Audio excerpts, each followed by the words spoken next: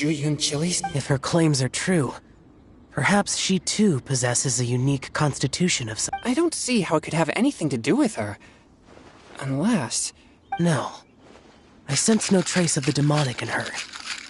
Although there are traces of something else. Something rather special. In Liyue, we might say this child has adeptal affinity. It's ready. Here, I made one for Xiao too. Oh, boy. What's wrong? You're not allergic to... Don't worry, there isn't even any alcohol in it. It's a slime... Surely there's no way this can...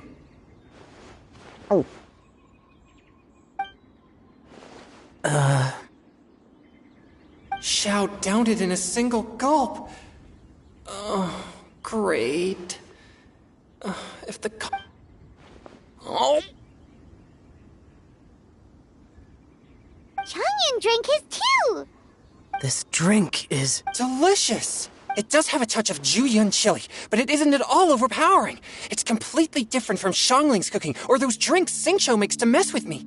It's crisp and refreshing, with just a hint of numbness, and the Julian chili flavor combines with the smooth but not slimy texture of the frog legs to form a heavenly mixture. And oh, the slimes! Can we talk about the slimes? Before this, I never knew that they had such a pure and herby taste, like fresh grass after the rain. The power and purity of nature distilled into a cup. Amazing! Simply unbelievable! That's right! Slimes are absolutely... Oh, I failed again! But wait, what's gotten into Chongyun? He's been so quiet up until now. I'm great, and I gotta try another. Diona, if you please, one more.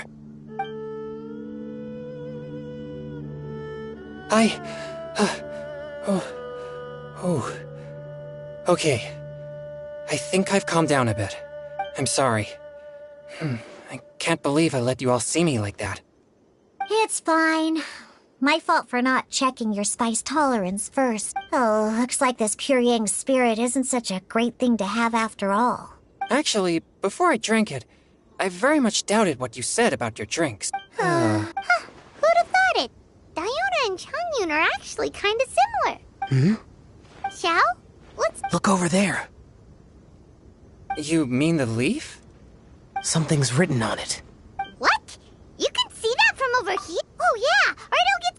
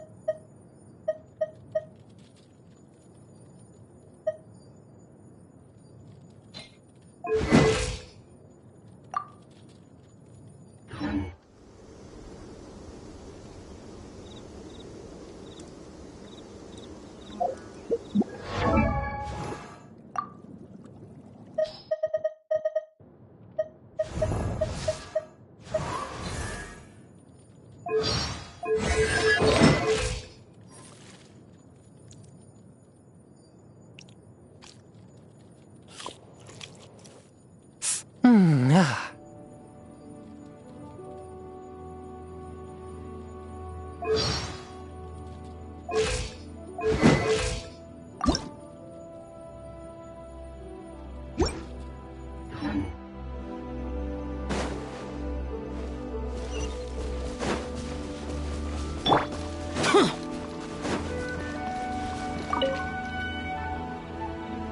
There's a poem written on it.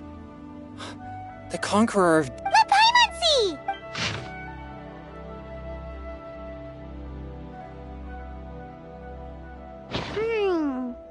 It sounds like...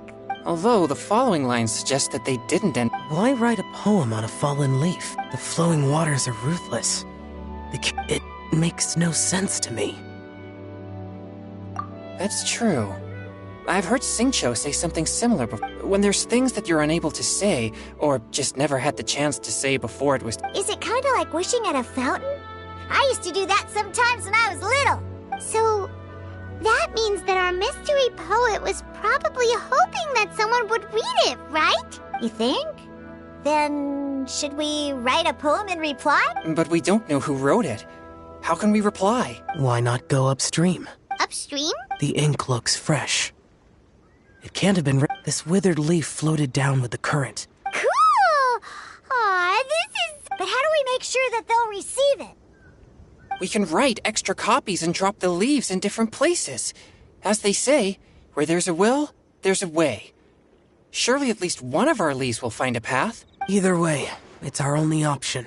Then let's make like a tree and head upstream!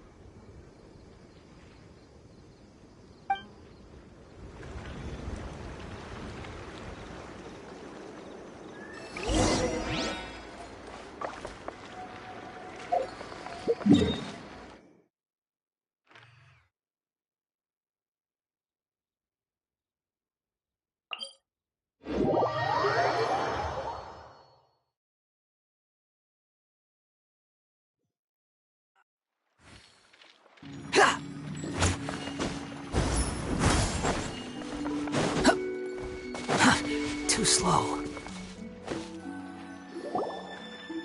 Upstream, upstream, up we go! Oh, did you think of what to write yet?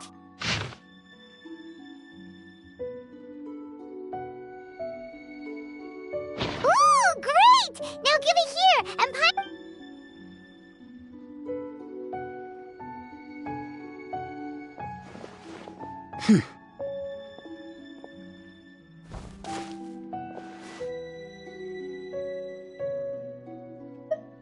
Things you never had the chance to say before it was too late. When silence is the final word, we mourn the loss of things unheard. I have little talent for, nor knowledge of poetry. the least in the water! Look, it's like a little boat! Merrily, merrily down the stream, life is but a dream. We should probably pick up the pace. We still have a few more leaves to set afloat. Okay, let's go! Uh-huh. What's this? You two having a private chat? No, it's nothing. I just hope this isn't all in vain.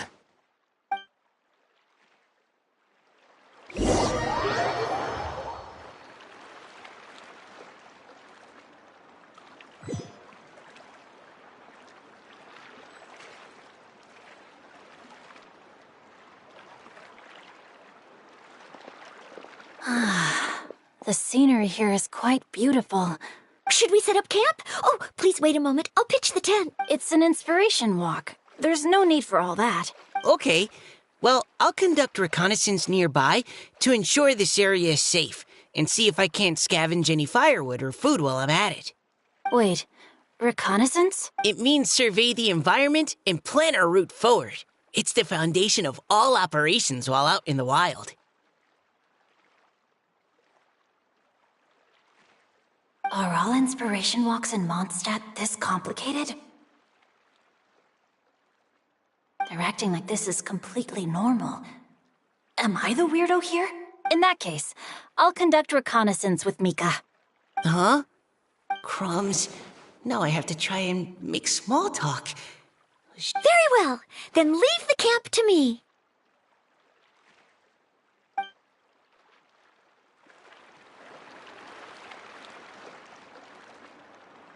So, Xingqiu, do you... Have fun, you two.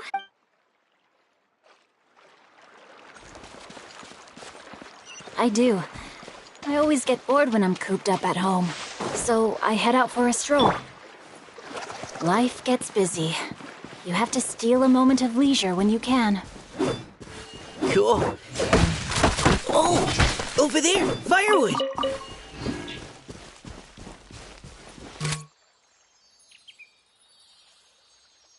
You had your chance.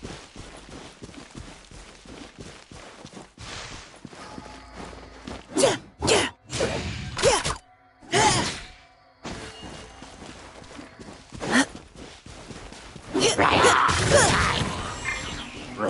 Providing cover. Rain outlines your fate. Let me weave you a verse.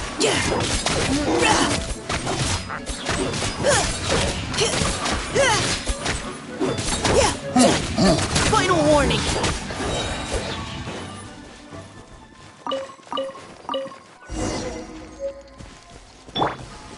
Now's our chance.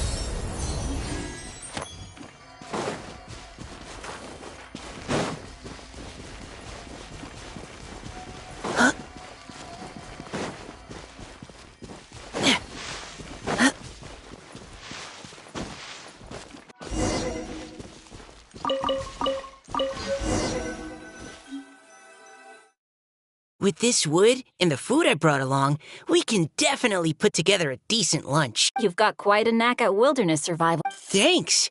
I was on an expedition with the Grandmaster of the Knights of Favonius for a while, not too long ago. I was in charge of surveying and mapping. Oh, you sound like a character from an adventure novel, charging across the world, sword in hand. What? No, I'm nowhere near as amazing as all that. If I really run into a powerful enemy, I always leave it for someone stronger to deal with.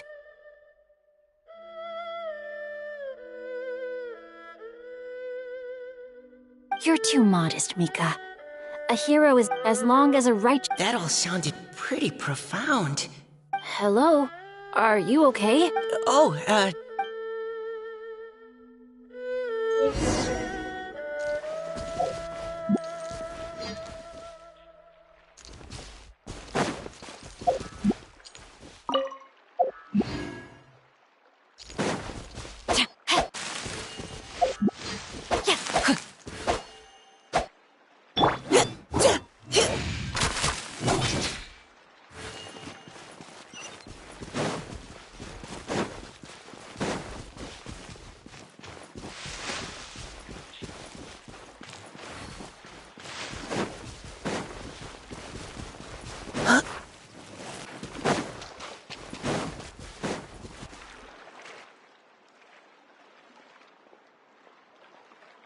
You're back. Did everything go smoothly? Do you need a cloth to wipe the sweat from your brow? no need, thanks. All clear. There's no danger.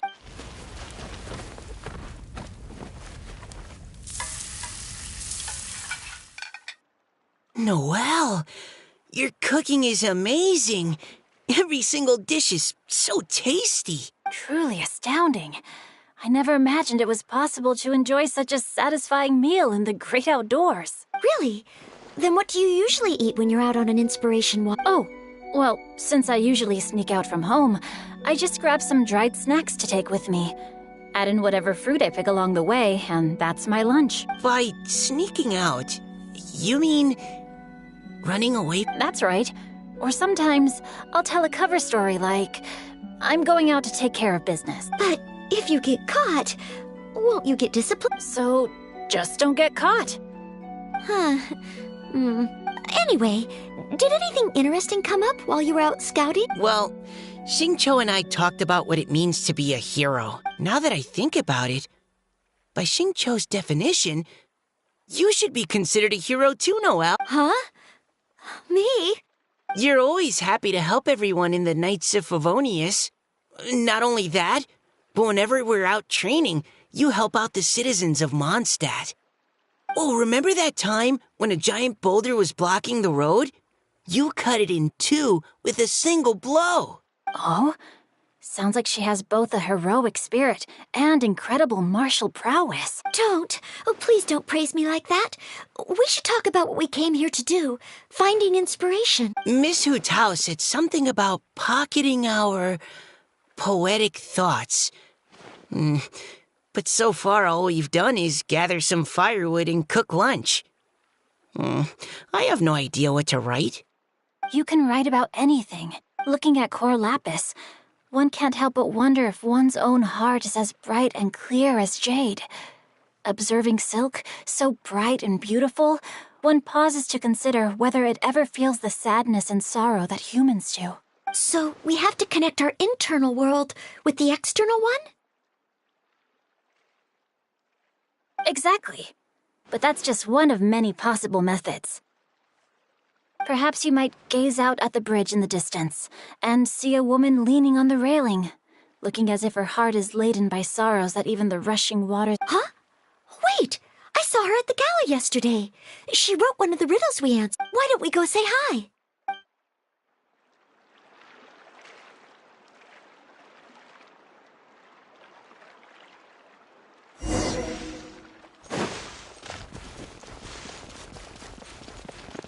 Steady as stone. Huh. Yeah.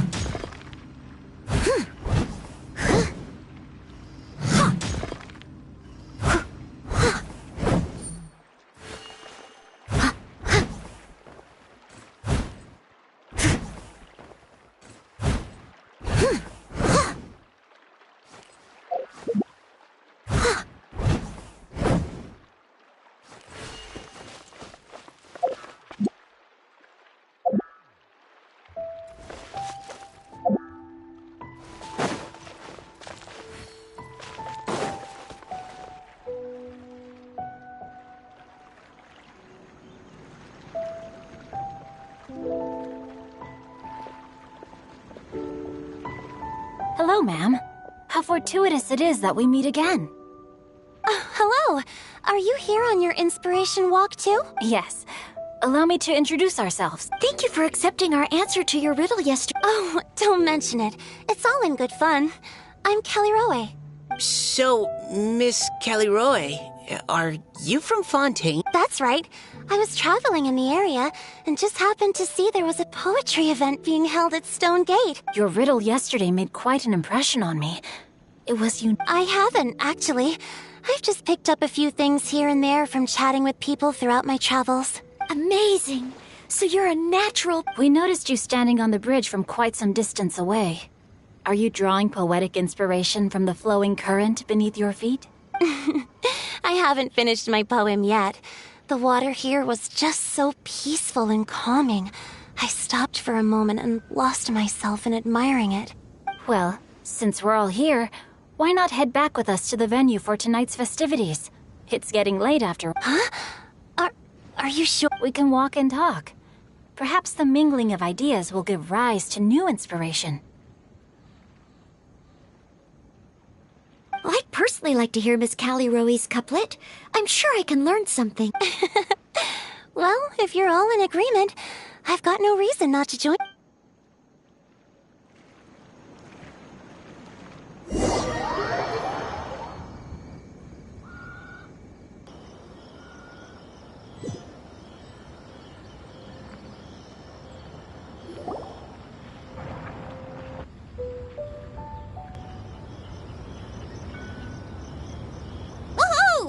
The first team is back, right on schedule. Huh?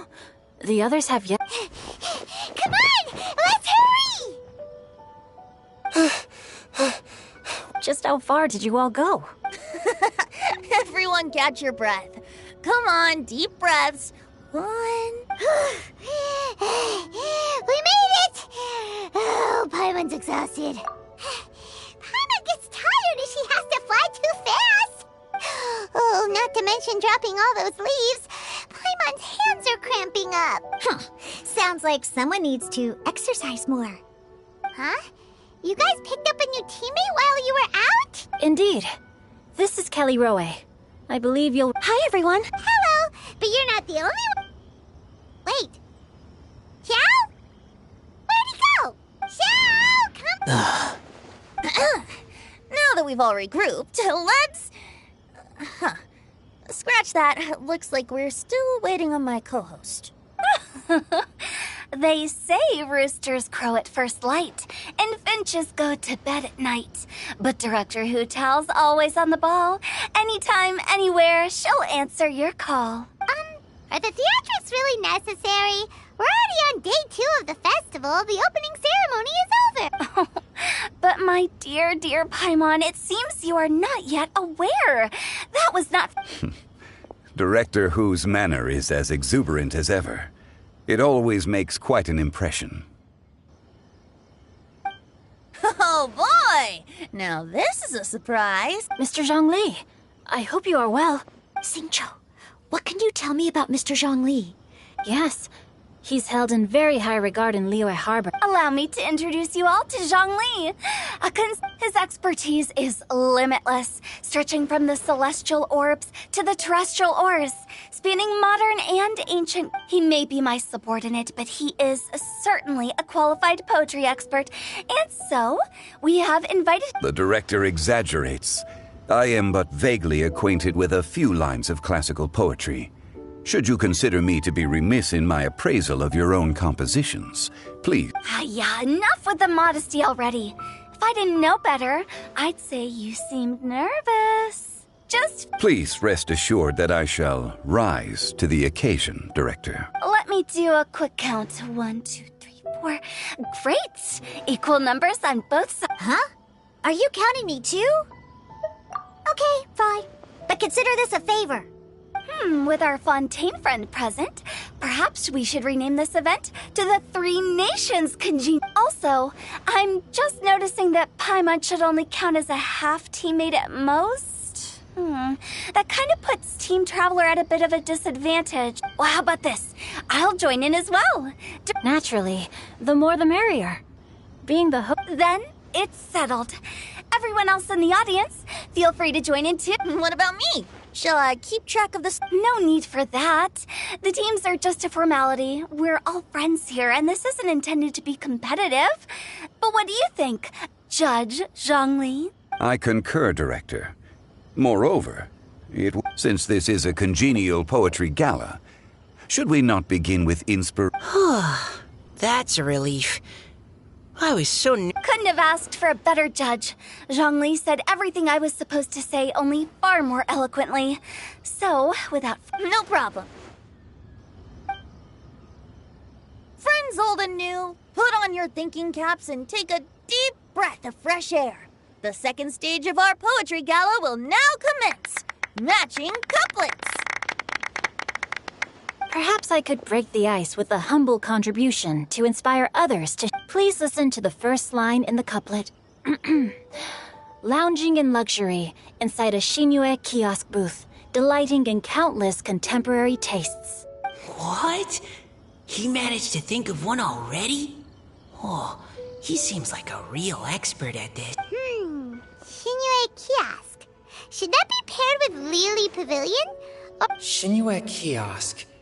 Contemporary tastes? I guess I should pair the modernity of their VIP dining experience with an emblem of the past. Ah! Maybe where I was training that one time. That was quite ancient. The weather was terrible that day. Okay, I got something. Surrounded by history, outside a Tianheng Pass pavilion, as lightning sets the boundless tenebrous skies ablaze. Wow! Changyun completed the couplet! Shinue Kiosk is a renowned modern restaurant, while the mountain pass of Tianheng is a prominent historical landmark. The imagery also contrasts... Huh? I was just describing what I experienced that day. All right then. I guess I'll start the next... Mind pines for Mingyun. Flesh confined to Qingse. Spirit striding high on Zhiyun. Oh, Changyun, you dark horse. Looks like you came to play today. This conjures the image of one with lofty aspirations, whose life is limited to a small town, but who awaits the opportunity to one day ascend above the clouds. The use of various locations for their symbolism is quite novel indeed. Oh! Soul shines like jade stone, dressed in finest silkware. Lucent heart still beats within me now. Wow, how did Noelle... A superb line. It employs the metaphor of precious stone to describe one of noble and moral character, with a pure and clear heart. That was a commendable couplet. All thanks to your guidance while we were out on our inspiration walk. I'd like to start the next up into the misty karst, down among the grassy marsh, all for lotus seed and bird egg soup. Lotus seed and bird egg. What is it, Diona? Did you think of a second line for the No. Everyone's poems are so complicated. But when I heard lotus seed and bird egg soup, it made me think of berry and mint bird. North beyond the Starfell Lake, south across the windswept plains. Just for berry squeezed and mint infused. No wonder everyone praises the traveler so highly. You answered so quick. Both halves of this couplet require intimate knowledge of the terrain in question and the local plants that may be found there. Does this mean I helped? Meowza! Hey now, Zhongli. Don't just praise everything you hear. You should question and press them a bit. Don't worry about upsetting anyone. After all, I'm here to take the heat. Then allow me to try another. Qingxin has no heart. Still, it soothes the human heart. Is she talking about the medicinal effects of Qingshin?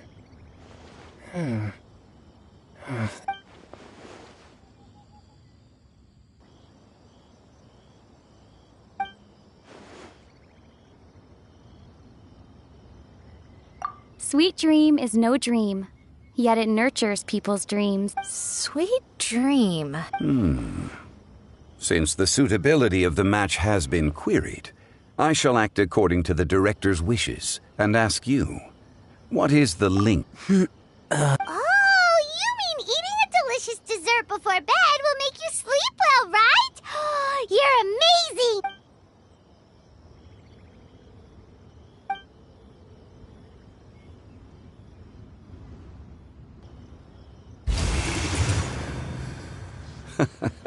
Then I agree.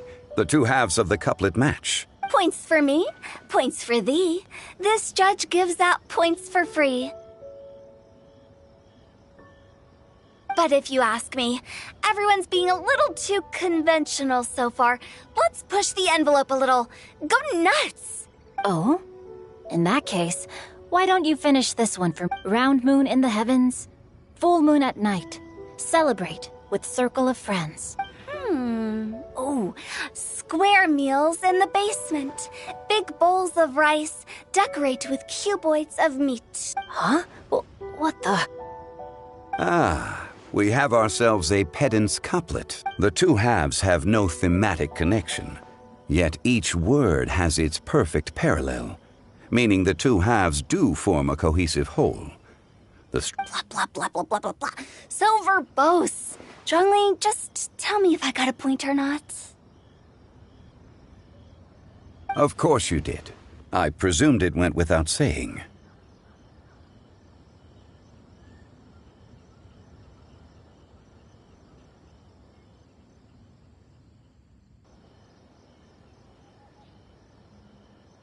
Ahem. Through Cheongji, I walked 100 miles. At Guili, I ended my march.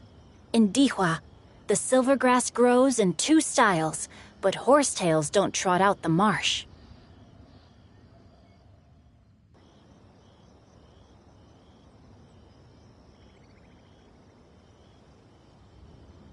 From vendors, I bought some 15 steaks. At dinner, I sizzled the lot.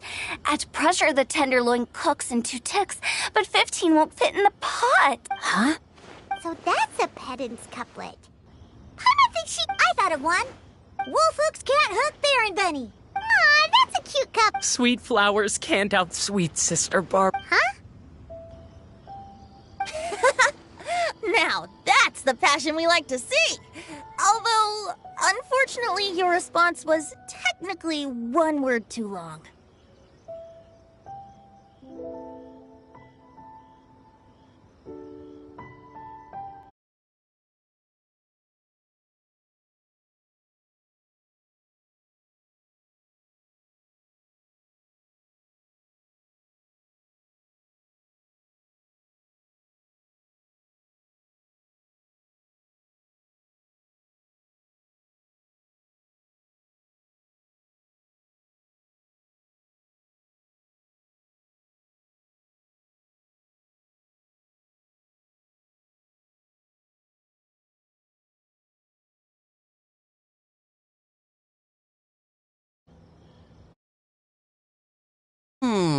In that case, Whopper flowers can't whop Jumpy Dumpty. Oh, this monster's got talent. Nestling by a roaring fire, scent of tea wafts from the stove, reading through the heart of Clear Springs. Wow, Noelle came up with another one. Come on, match the couplet. Paimon knows you can do it. Do you really think Paimon has... Fine, Paimon... Nestling by a roaring fire. Seething in the pouring rain, sword of pain swipes at my foe, beating up the eye of the storm. What? Really? Yes, very good. The image of challenging powerful foes in the harshest of conditions seemed to manifest... Really? Maybe Paimon had... It appears that my services as a judge are no longer needed.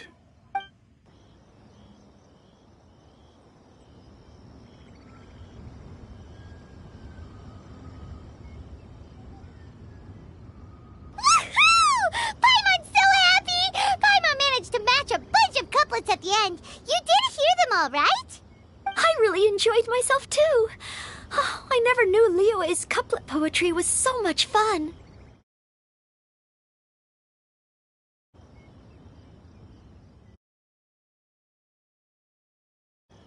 You were amazing today, Noelle. You did so many couplets. Paimon especially liked your one about reading Heart of Clear Springs. Paimon never could have thought of that. Miss Kelly Roy, are you okay? You look like you're getting tired. Don't worry, I'm fine. Thanks for asking. Although, I do have a... Have all of you read Heart of Clear Springs? I haven't actually read it. My dad told me the story once. It's about a spring fair. Oh, yes. The story of a spring fairy who left her homeland and met a boy under the moonlight in a faraway land. The boy poured out his heart to her, and she listened to his stories.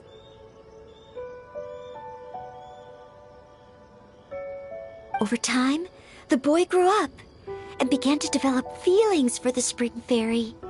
But the spring fairy didn't understand human love and was afraid that making a promise to him would ultimately end in tragedy. And so, I don't know if Diona's father mentioned the part about the kiss to her.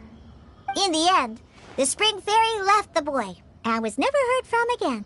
Oh, yes, that's it. Many years went by, and the boy became an old man. But he never stopped believing that the fairy was real and not just a dream. Sounds like a tragic tale. So, what do you guys think of the spring fairy in the story? I'm sure she made her decision with the best of intentions, but the boy couldn't hope to understand why she left. It's a shame that the misunderstanding never got clear. Well, do you think she should go back and see that boy again if she ever had another... Now? But isn't... Isn't it a bit late? What if it just led to more regrets? Oh, sorry. Maybe... If Paimon was that boy... Actually, Paimon would definitely want to see the spring fairy again, no matter how old Paimon got. After all, she's the love of his life, right? I see. Oh? Looks like the party's still going strong over here. Are you coming up with more couplets? Need my help? Stick to hosting, Tone Deaf Bard. If you get involved, you'll only match every couplet yourself and not leave any for the rest of us. I never knew you had such a high opinion of my abilities, Paimon. But the couplet games are all over now. Tomorrow's theme is freestyle. Do we have to share our own poems with everyone? That's right. If you're not feeling confident, don't worry. It's never too late to register for Venti's Poetry Cram class. I'll sign up. Oh, me too. Hold on there, Buster. Before you start peddling your classes, just how much freedom is there with this freestyle poetry exactly? Aren't there any requirements at all? It's as free as the winds that blow. And there's nothing freer. There are no limits to genre, form, content, or anything else. So long as it comes from the heart, you're welcome to put it into poetry. Give it a try. There's no better chance to express your innermost thoughts. Whoa, that's almost too much freedom. Paimon can't decide which way to go. Our travels, or maybe all the food that the travelers cooked for Paimon. Will you come too, Kelly Roy? Paimon wants to see what you write. Oh, yes. I'll be there. Ugh, my nose is starting to itch again. All right, I shall leave you to privately ponder your poems and bid you all good night. See you tomorrow.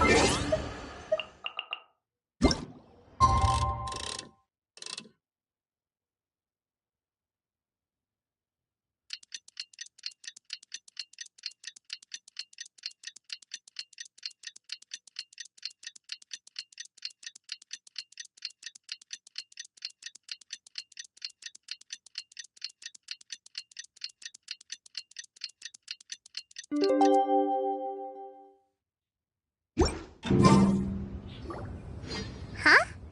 Looks like we're a few people short today. Morning, friends. Singcho said he wants to take some time and focus on... Noelle has other duties today, so she asked me to tell everyone not to wait up for her. Oh, okay. Well, never mind. I got here really early, but I haven't seen her yet. Are you talking about the girl with the blue hair? I saw her on the bridge near Dihua Marsh during my morning training. She looked a little upset, so I didn't want to disturb her. Upset? Oh no, what should we do? Was it something we said last night? I agree. If she's run into some... Huh? You're all going? Then I'm... Shall we start with the bridge? We're all here a little early. Good idea. We'll be back in a jiffy.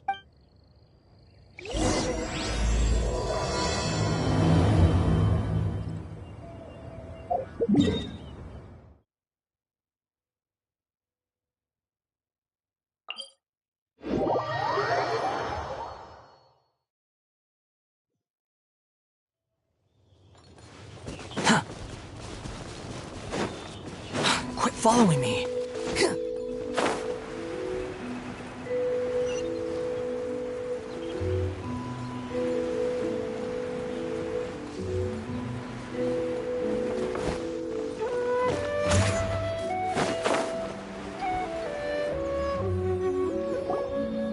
Oh, so this is the place? We ran it. She looked like something was weighing on her mind. It's also not far from where we were dropping those leaves. Huh. Lee. Oh, right. We were so busy. Interesting. I wonder, could Miss Callie Roy have been the... What makes you... Oh, sorry. It's just...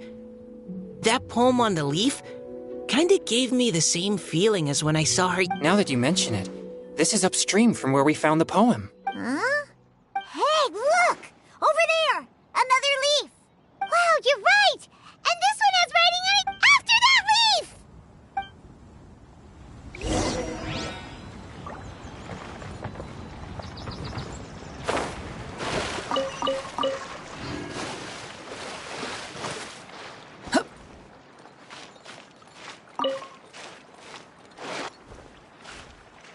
The wind rises.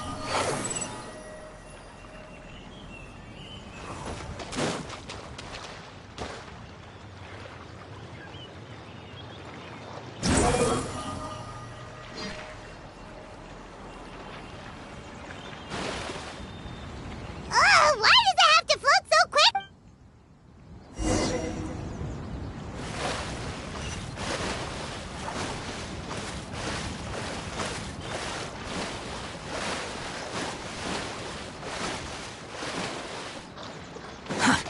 too slow.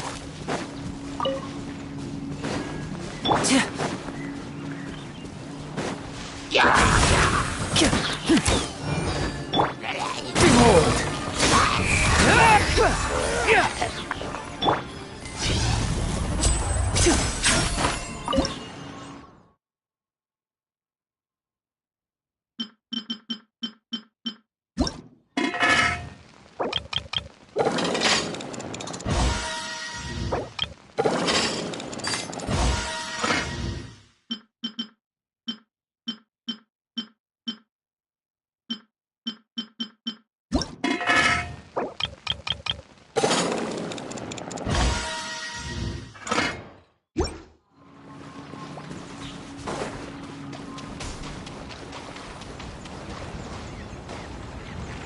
Can't you just fly over and grab it?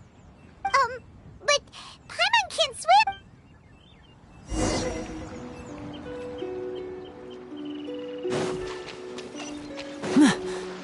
Now disappear!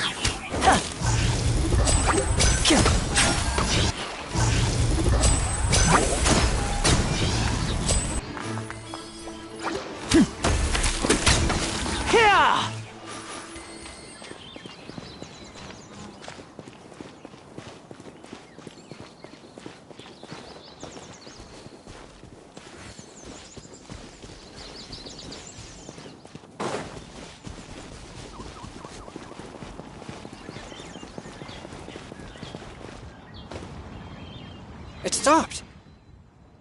No!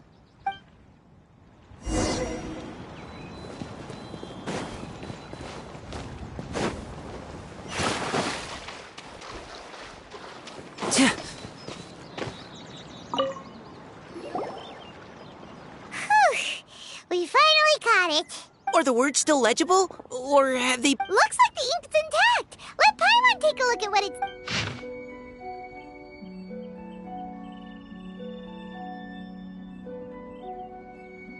Huh? This is related to the poem we wrote in reply yesterday. She must have picked up one of our leaves. Spring. Young boy. It's looking a lot like Callie Roe was the one who... She seems to care a lot about that story. Actually, when Paimon first saw her, Paimon was wondering, do you think... Is it possible that... Based on the current and accounting for wind strength... Everyone, please follow me.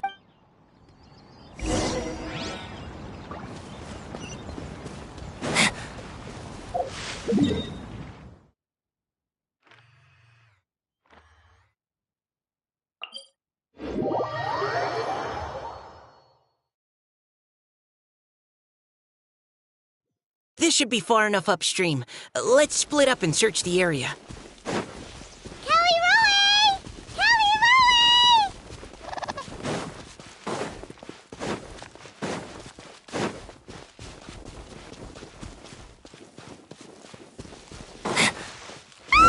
She's surrounded by hilly churros! Let's go save her!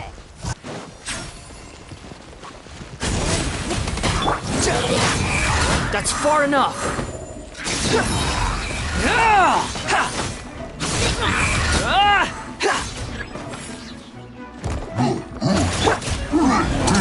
Let's get this show on the road! Step right up! The wind rises. Bow your head.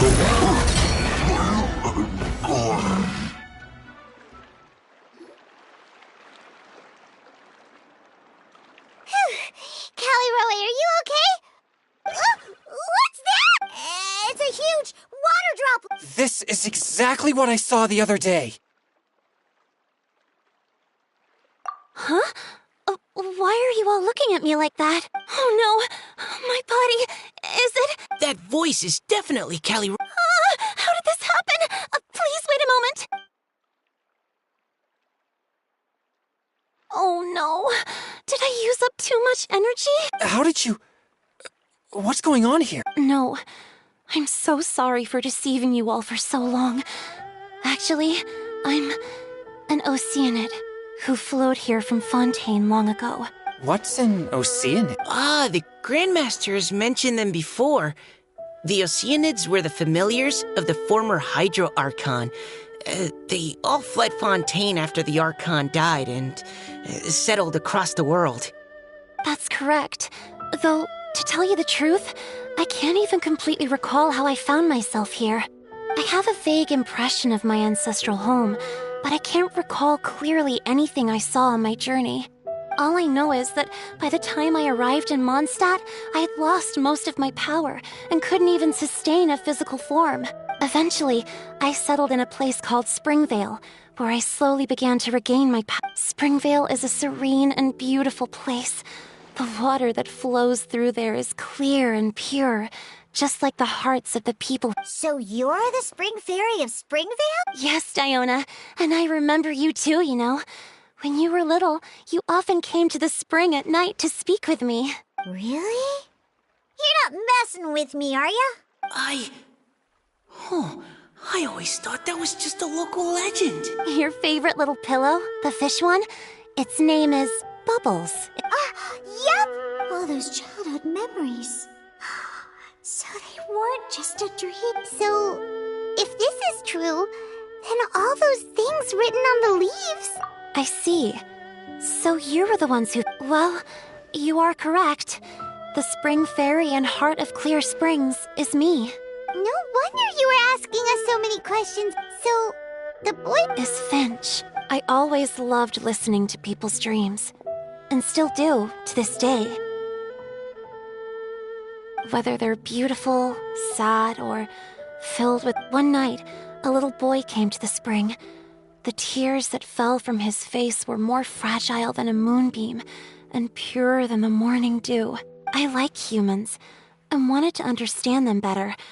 I also wanted to make sense of the feelings contained in his tears that were, then, a mystery to me.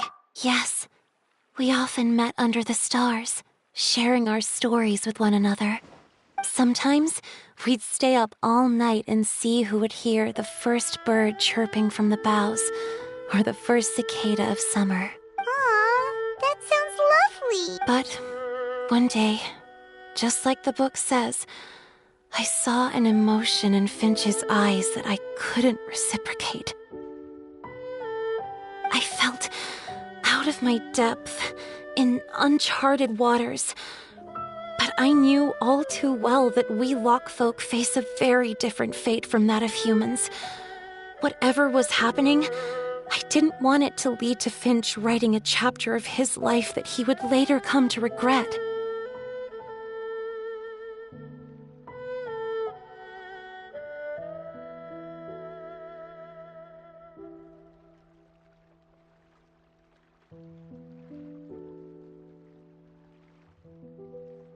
So, I fled, and never appeared before him again. Oh, Callie Roy. My strength returns very slowly, and even after decades, I can only sustain a physical form for a very short time. I once hoped that Finch would be able to move on, and meet me when the stars in the night sky have all gone out. But after seeing so many people's stories, and hearing about all their dreams, I have gradually come to understand Finch's heart. This feeling of wanting to respond to his feelings is surging relentlessly in my chest. But I'm also scared.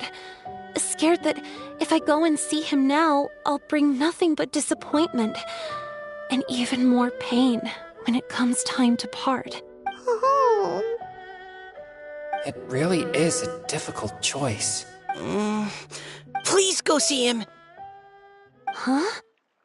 I know Grandpa Finch, and he's a really kind person. When I was struggling to learn how to draw maps, he was always encouraging me, telling me not to give up, always keep trying, and get out there and have some adventures. He often tells me stories about his past, but I've never once seen a look of regret or sadness in his face. And even though Grandpa Finch loves adventures, he still stands there by the spring every day, as if he's waiting for something. I believe that he's serious about his feelings for you, Miss Callie Roy. He's never stopped hoping that he'll see you again one day. So if you want to see him too, then what are you waiting for?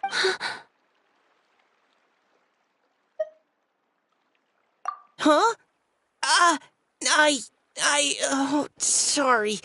I think I got a bit too excited and I just thought, well, it just sort of came out. I understand. That settles it. I've decided. I will go back and see Finch. You will? Amazing! That's great! But Sure. Just say the word. would you come to Springvale with me? I cannot maintain this form for much longer. Leave it to me. Also, please keep Finch's in my secret. I wouldn't want Springvale's tranquil waters to become agitated on account of all this. Your secret is safe with me. I won't tell anyone. That's... Great. I can't thank you all enough. What's wrong? Are you... No, I'm sorry. It's just that my mind's racing. As much as I want a poem... Okay, and it will be called Heart of Clear Springs.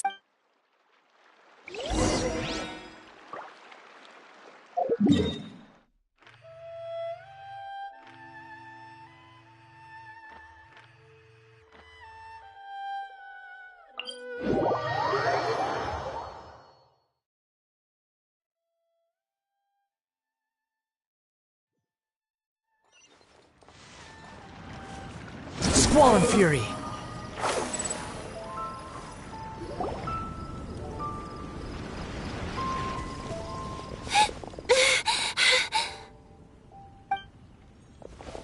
Are you okay? It's nothing. I'm just scared that I won't be able to maintain... Okay, don't panic. Wait here, Caliroe. Take it slow, Diona. Finch isn't a young man anymore. I can still... Okay, stay strong. You can do...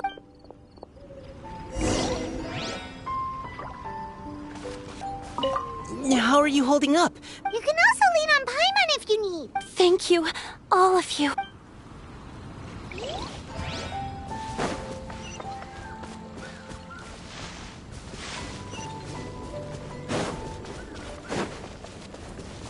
Quit following me.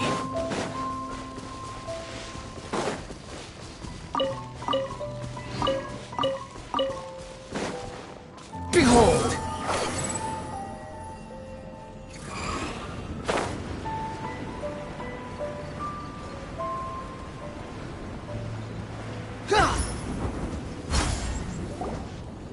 Grandpa Finch! Is... Today's your special day, Grandpa Finch. Oh? Over there, to the water.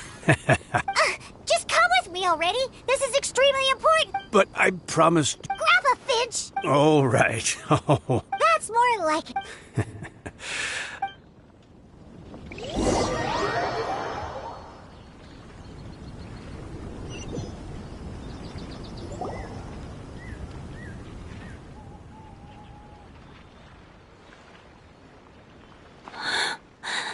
Over here! Over here! It's okay. What's all this? Even Mika's here? How's work been going?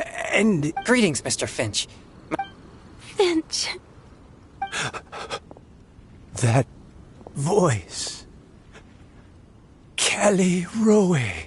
I didn't think you'd still remember. Oh, I remember. I remember all right. How could I ever forget? Although your appearance is different than I recall. Back then, you looked like you'd stepped right out of a fairy tale. Oh, but I'm one to talk. Of course, a fairy from a fairy tale can change forms. But in your eyes, I'm probably the one who's changed beyond all recognition. Oh, even after all these years, you still know just what to say to make me laugh. I thought you were only able to appear in the dead of night. There have been times when I've wondered whether it really was... I'm sorry I kept you waiting for so long, Finch. Oh, it can't have been that long. It's been but the blink of an eye, really. Finch, would you like to hear a poem? A poem?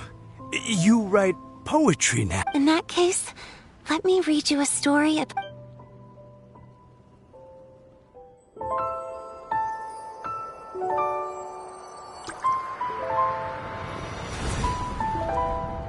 Far from my native land I roamed. In streams I slept, many seasons I met as the sun set and rose. I searched for a garden to call a home, and the moonlight ebbed as the water flowed.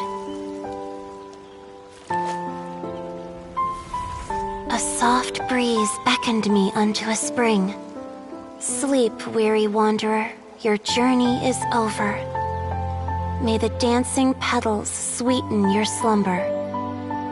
At dawn, I hummed the melody of a distant stream, and the songs in the night serenaded my dreams. A boy's tender tears trembled through the water, stirring me more than any starlight sonata. He wove me a wreath from past petals and future buds. I crossed beyond the veil of dreams to the realm of flesh and blood. Look at the love that shines from his eager gaze. Answer the call of his heart, lest this moment go to waste. The kittens and fireflies invited my heartstrings to sing, but I was a stranger to the melody of mankind, and knew not how this tune should begin.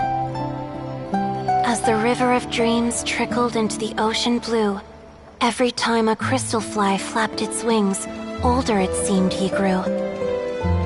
But I learned to fathom human ways each stumbling step I took, and clouds of confusion became crystal clear in the vulnerable verse I wrote. As seed yearns for soil and trees for the sun, a once foreign melody inside my heart sung, and it cried out your name on every string it could strum. Now I give my dream to you. May it be in your slumber a sweet spring to quench your thirst. Now I hand my heart to you, praying my belated promise might meet, still with your trust.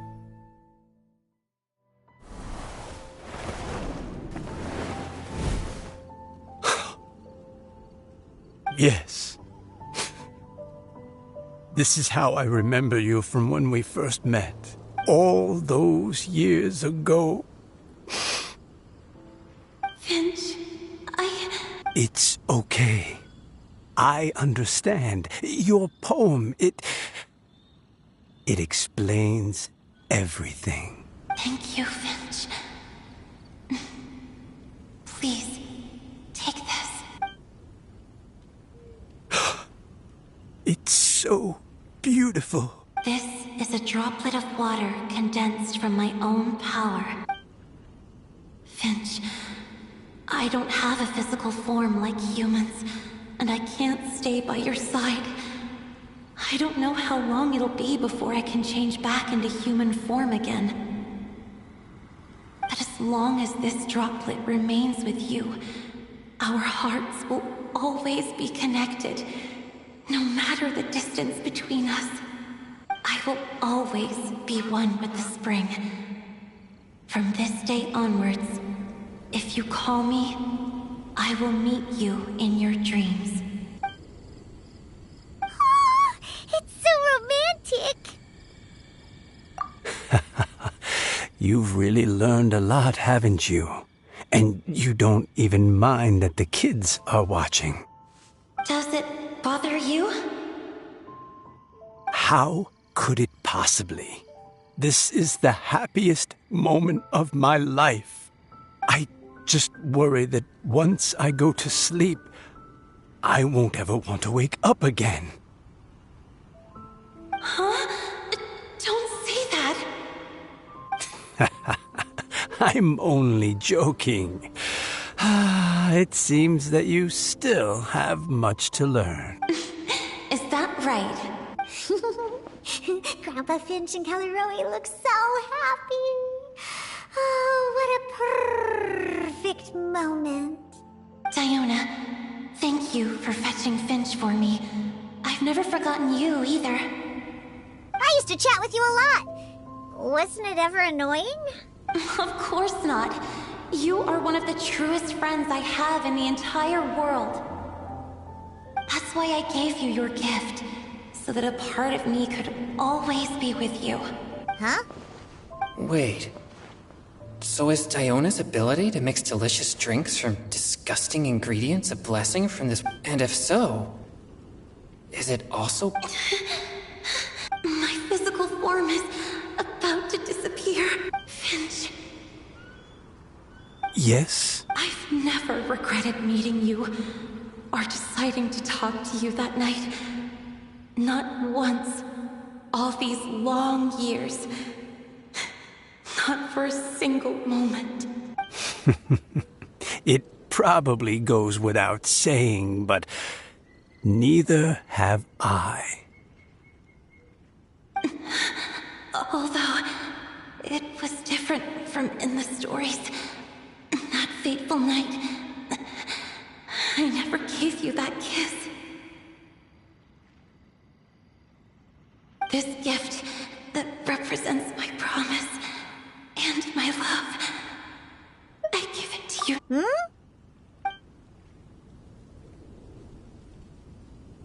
It's okay, everyone. She's gone now. What? But Paimon didn't get a chance to say goodbye. Grandpa Finch. Don't worry now. She hasn't gone far. Just like she said, she'll always be one with the spring, by our side and in our dreams.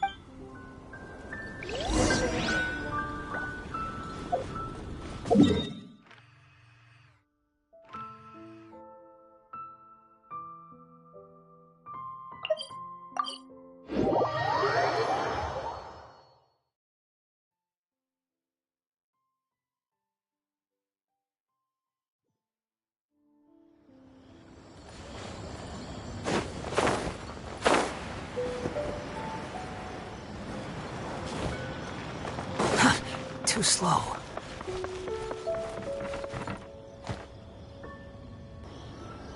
Oh? Hey, you're all back! And it looks like you're in much better spirits than before. Hootow's a step ahead. She said she can't wait for everyone's final words because Where have you all been? I've been waiting here for... perhaps they lacked sufficient inspiration and wish to have an emergency. How deaf, Bard! Does this mean that right from the start you... right from the start, you said you would treat us to a nice meal! Huh? Did I? Very well. Since the traveler... Diona! Dear Diona, could I trouble you to fix us a couple of your delicious beverages? You wish. All right. Huh? So, just what have you guys been up to? Really? Must be the breeze.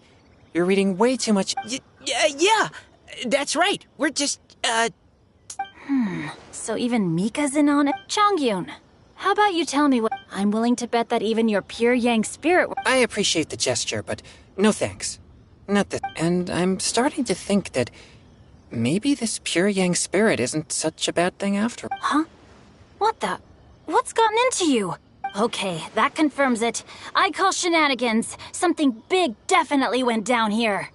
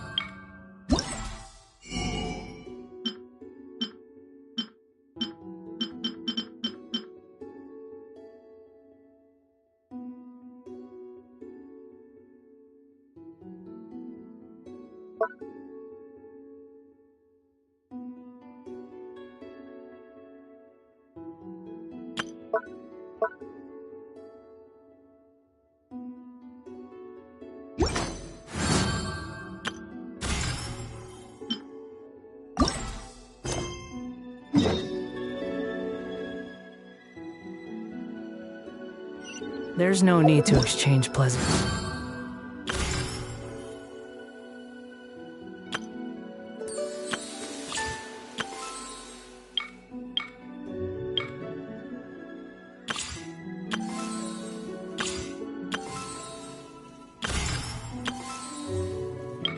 Trees. It's ra-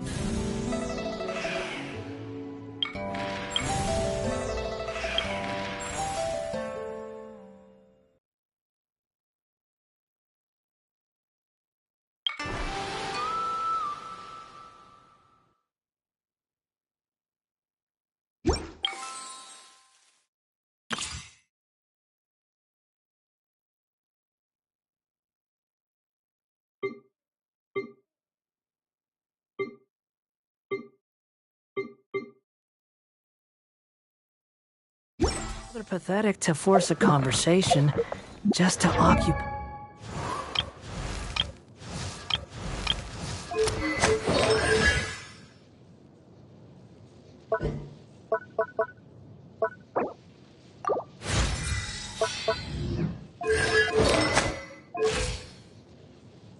I created another universe and founded paradise, for I, Fischl.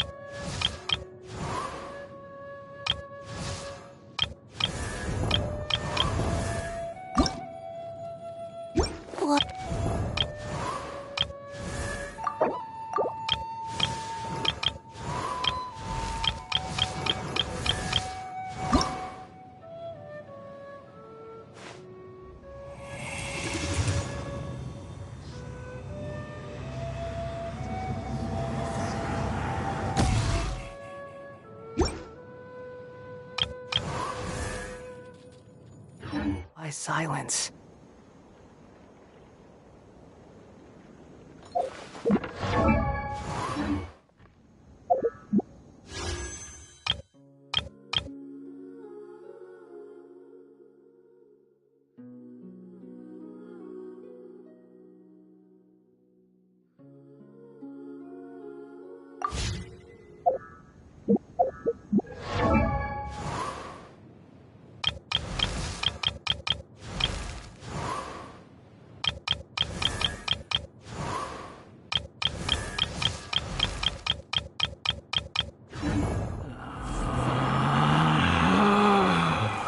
Relax.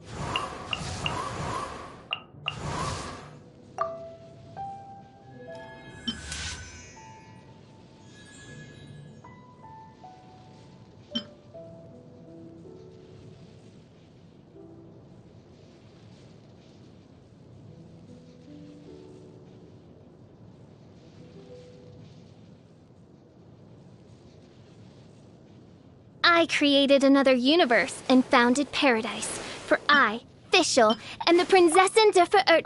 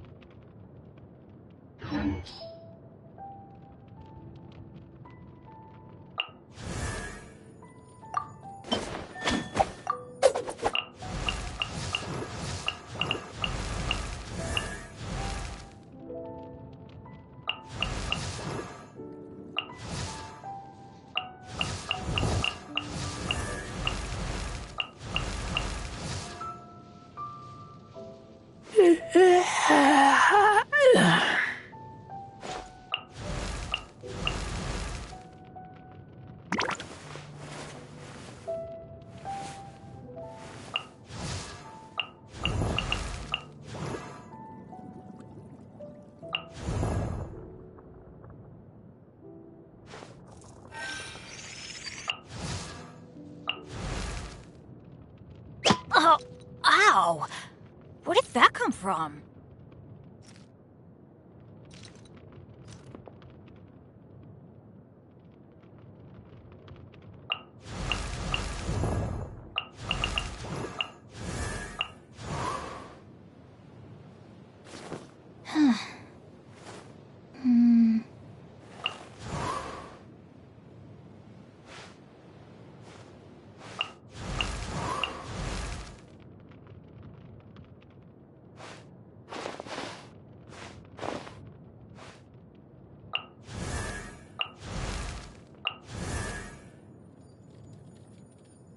One, two, breathe.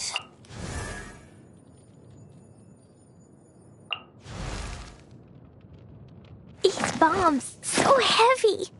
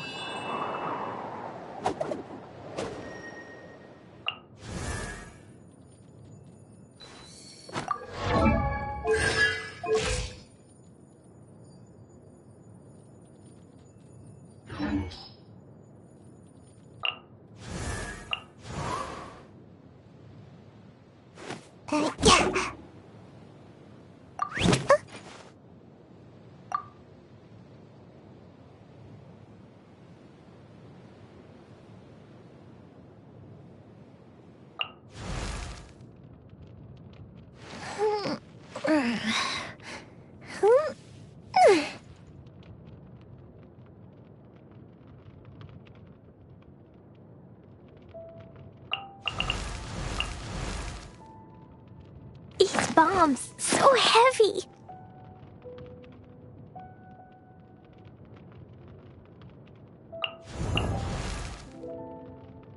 Dodoko?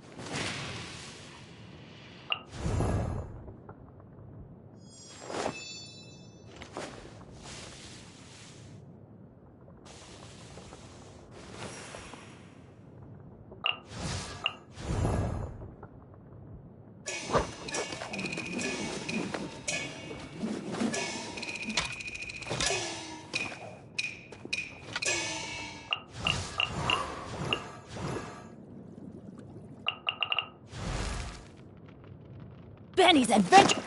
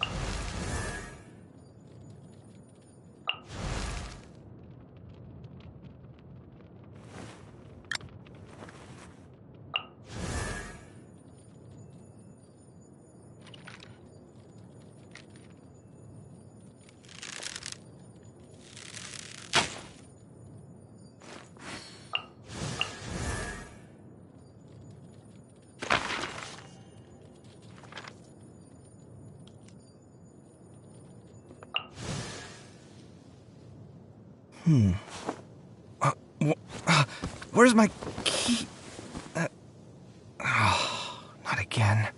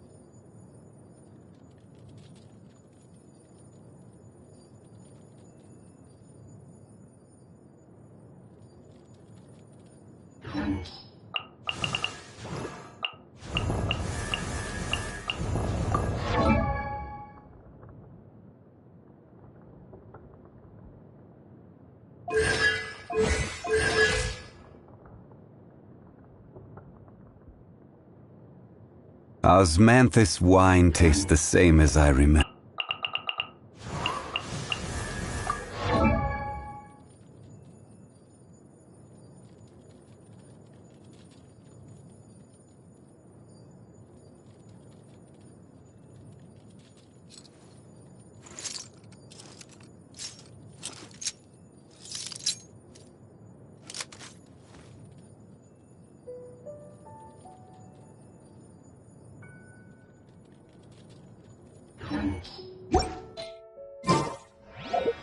There's no such thing as pure freedom.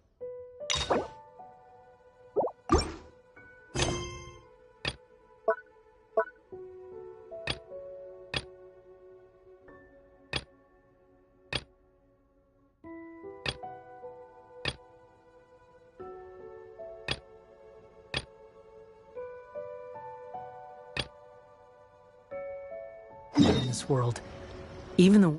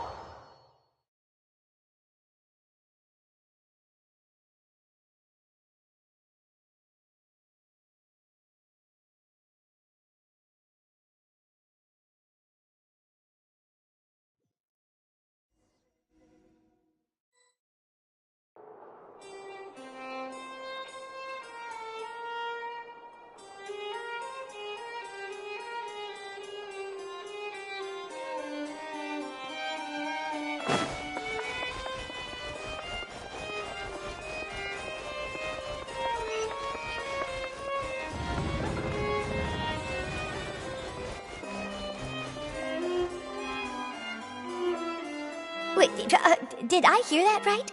Monsieur Neurvalette, are you sure you'd like to take over the case yourself? That's right. No, but why? Technically speaking, cases like this are better left to the guards. Neurvalette! Sidine! Hey there! What are you two talking about? Traveler in Paimon, please help me talk our Chief Justice out of this. He wants to investigate a case on his own. Now, this is completely unprecedented. How can we have the Udex acting like a private detective? I trust that you'd be able to work that out with how well connected you are, but I must apologize. I do not plan on relying on anyone else's help for this matter. exactly? It sure sounds serious if it's something you've got to investigate personally. A Melusine named Kiara received a threat letter. And then? That is all the information I have acquired at this stage. Huh? I have no idea why you're so hung up over this. I've checked the schedule in advance, and it seems like there aren't any trials today. So, if you insist, I have no objections. Thank you for understanding. I will leave a note explaining my absence on my desk. I would appreciate it if you could take it to Lady Farina. She may have no interest in official affairs, but standard procedure dictates that I'm still responsible for reporting to her. Yes, understood. I'll come back later and deliver the note to her.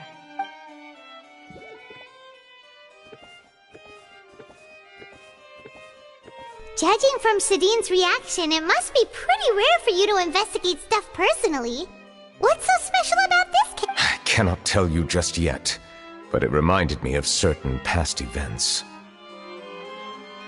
There could be complicated conflicts of interest behind all this, so I must eliminate all risks in advance. Come on, stop being so secretive! We still have no idea what's going on! It is not my intention to keep you in the dark, but I need some time to revisit those memories and collect my thought. Long story short, a little more than 400 years ago, I became the Iudex of Fontaine and initiated a series of institutional reforms. There were few people I could trust, but I had two subordinates who were exceptionally trustworthy and capable. Carol, a Melusine, and Vautrin, leader of the Special Security and Surveillance Patrol. They must have been amazing people to receive such high praise from you! Indeed. Unfortunately, I wasn't able. The reforms damaged the interests of some, and the more conservative faction took advantage of Carol's identity to instigate political unrest. Ultimately, they wanted me to yield more of my power. The incident resulted in Carol taking her own life, and Vautrin being exiled. From then on, I've been especially careful when dealing with cases related to Melusines. All Melusines used to live a secluded life away from human society. I granted their wishes when some of them, including Carol, asked me to bring them to the court of Fontaine. Many common folk believe that I share a special bond with the Melusines, and whatever they do can be traced back to me. Some of them, especially those who hold a grudge against me, exploit that belief and stir up conflict over Melusines in an attempt to lay the blame on me. I have nothing against the opinions of others, but the moment a whirlpool of conspiracy forms, it inevitably affects the innocent. It has already happened once, and I want to make sure it does not happen again. Even so, why do you have to be the one investigating? There's the guards, the Marechaussee Phantom, and the Special Security and Surveillance Patrol. Aren't they more than enough to figure out what's going on? Based on prior experience, there is a high chance that those who hold hostility towards me do not belong to the same department. The political system of Fontaine is relatively complex and involves the interests of multiple different factions. However, since I am technically an outsider in Fontaine, a lot of trouble could be avoided if I personally took on the case. Outsider? But aren't you the Chief Justice of Fontaine? Why would you be an outsider? I understand where you are coming from, but there is not necessarily a connection between my responsibilities and how I perceive myself. You know very well about my true identity, and have even met others of my kind in other nations.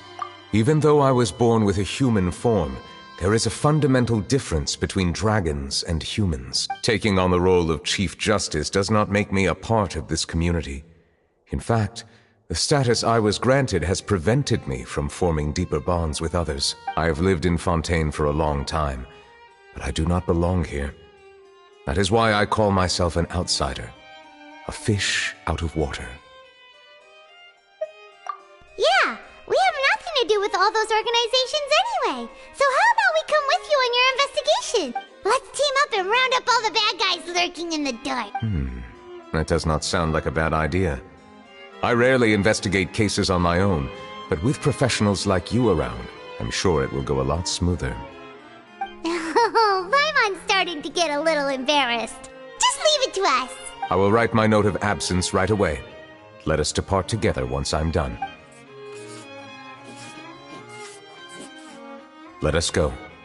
We should visit Kiara first and try to gain a better understanding.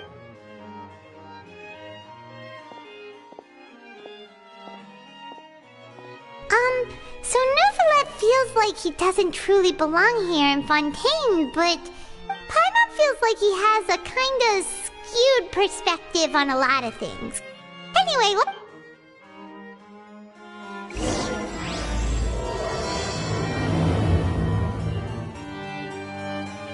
Paimon's been thinking. You called yourself a fish out of water, right? But since you're the Hydro Dragon, would a dragon out of water suit you better? Thank you for your suggestion. I will consider using the more accurate term in private occasions.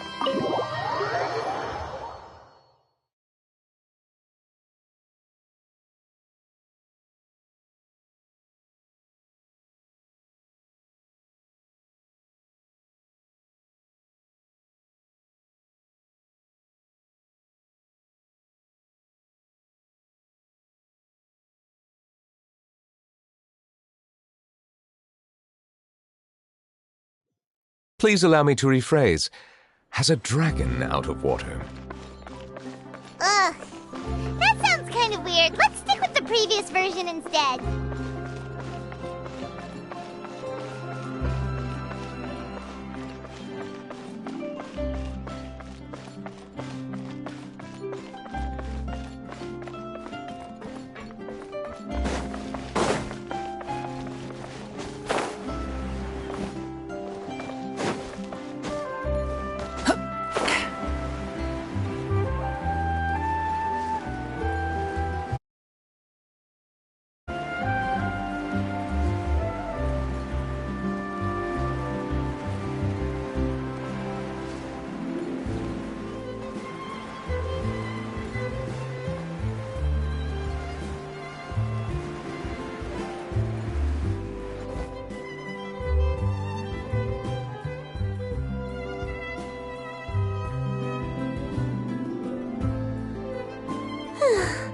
The weather's amazing today.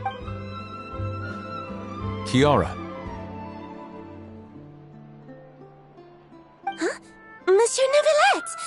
And you are? Oh, I remember. You're the Traveler and Paimon. I've heard about you. Aw, she's adorable! Hey there, it's nice to meet you. Thanks for the compliment. Is there anything I can do for— I heard from Sidine that you received a threatening— A threatening letter? Oh, right! The letter fell through the crack in my door as I was heading out this morning. It said something about catching me, so I thought someone wanted to play hide and seek. But Sidine told me it was a threatening letter, and that I could be in danger.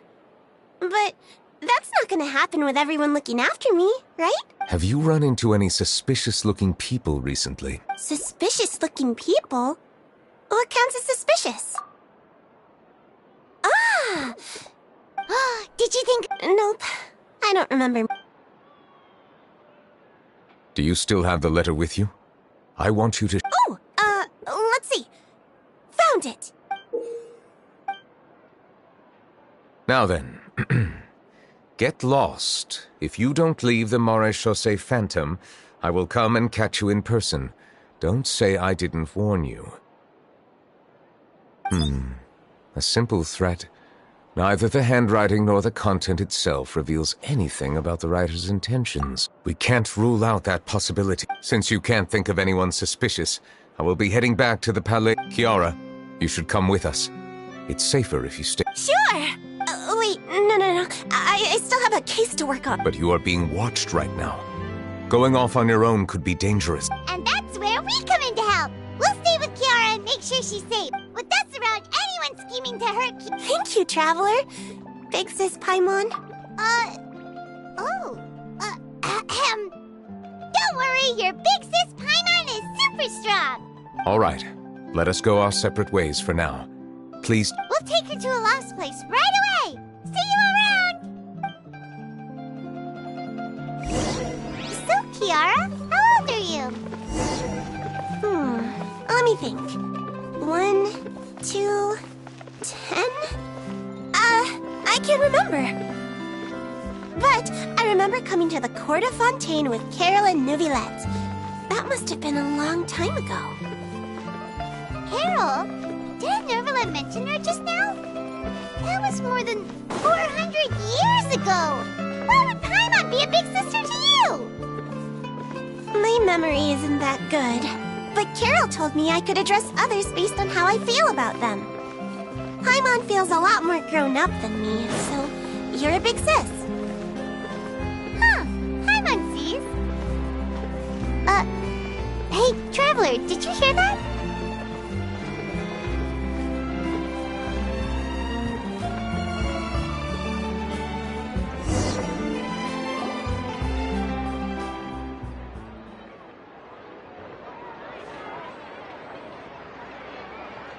Strange. Paimon felt like someone was following us. Olaf! Kiara, you're here. Huh? Wait, aren't these two... Oh, they're the Traveler and Big Sis Paimon. I thought so. What brings you here? Did you run into any trouble? It's not really trouble anymore. May I begin inspecting the store as planned? Of course. Go ahead.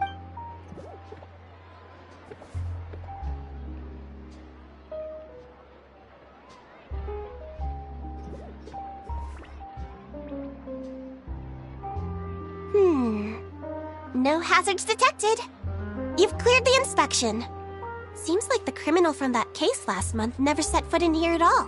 That was quick. What were you inspecting? I took a look around the shop. Neuvillette says that us Melazines have special eyes that can see things people can't. Things like bloodstains. No matter how hard you try to clean them up, we Melazines can see the residual stains for some time. Pretty cool, huh? All right. Now that you're done inspecting, can we have a chat? Hear me out. I'm planning to release an outfit for children next month and wanted to hire you as my model.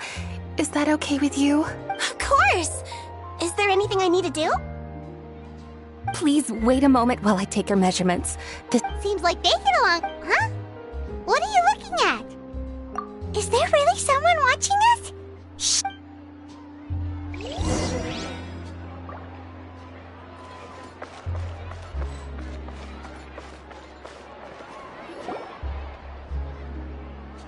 Strange.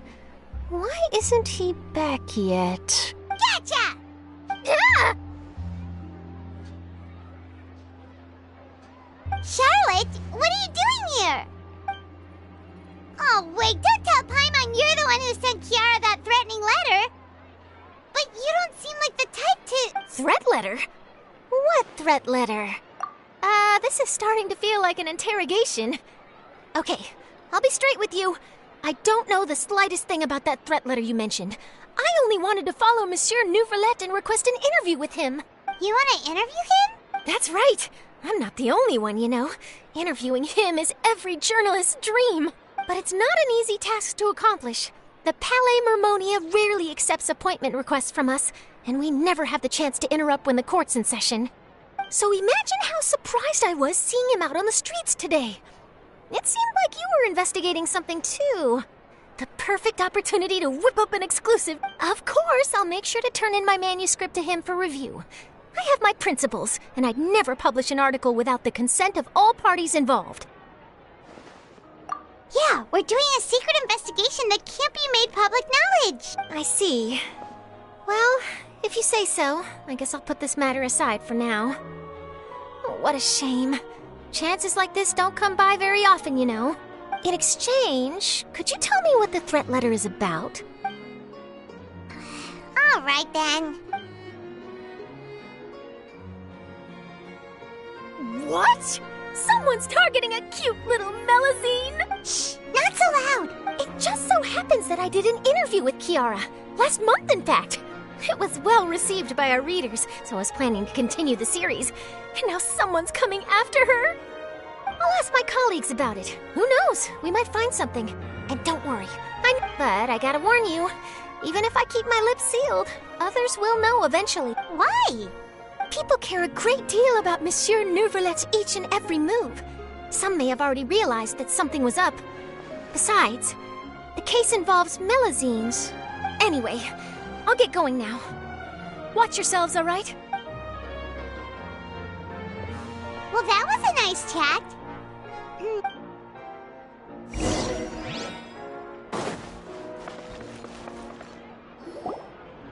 What do you think? The design looks... I think it's great! Huh. Clorinde! What are you doing here?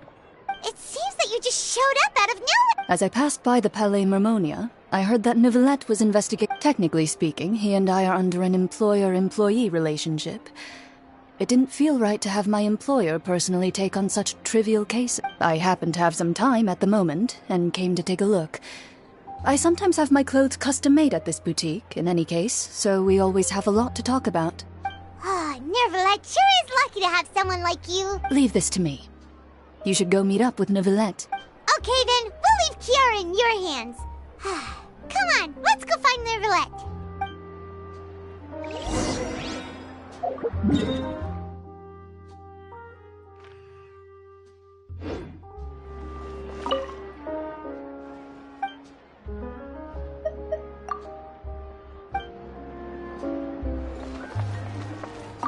How has your work been recently? Same as usual. Ooh, then I've even signed up as a volunteer.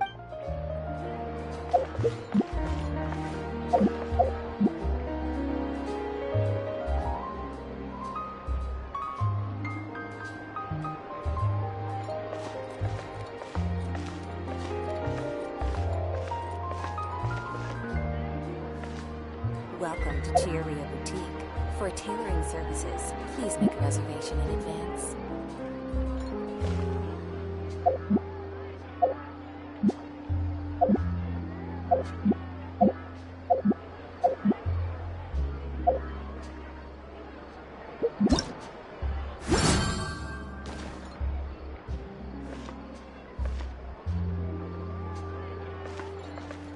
Welcome to Chiaria Boutique. For tailoring services, please make a reservation in advance.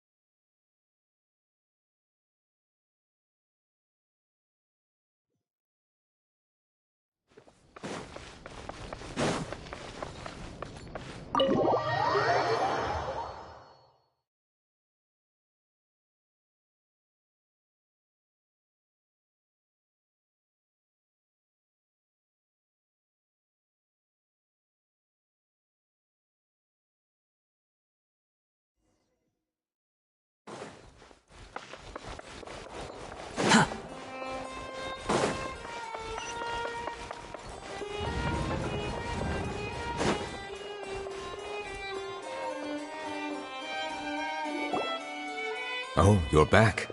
Is everything all right? We ran into Clorinde. She offered to help us protect Kiara. That is good to hear.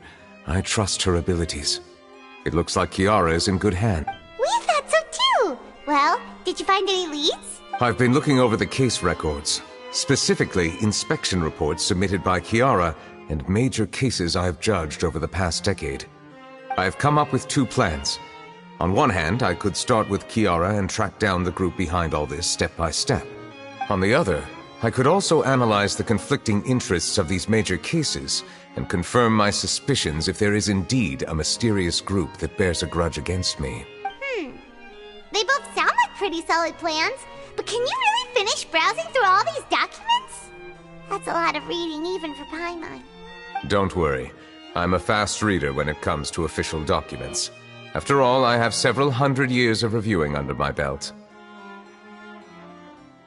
We'll help you read through them. We have nothing else to do. Thank you. I will continue looking through the ones piled up on the desk, but feel free to browse through anything else in this room.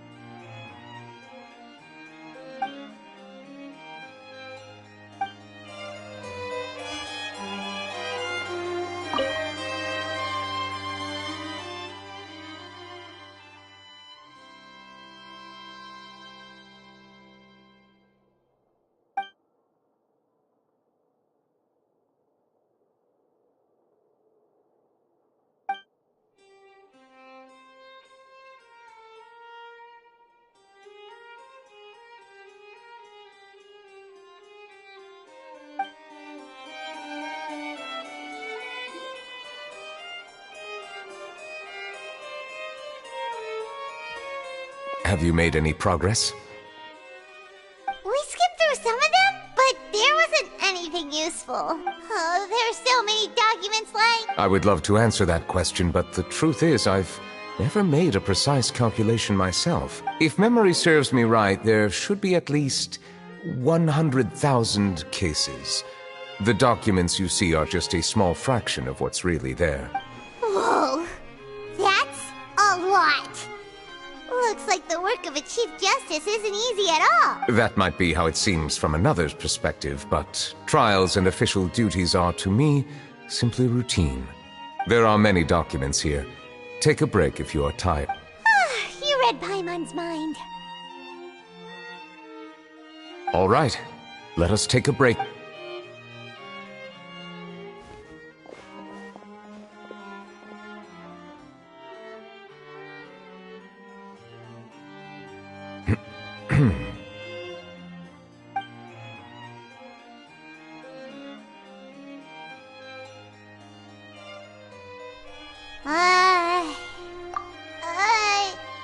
Even though resting is a part of taking a break, shouldn't we at least talk about something? All this silence is making Paimon feel really awkward.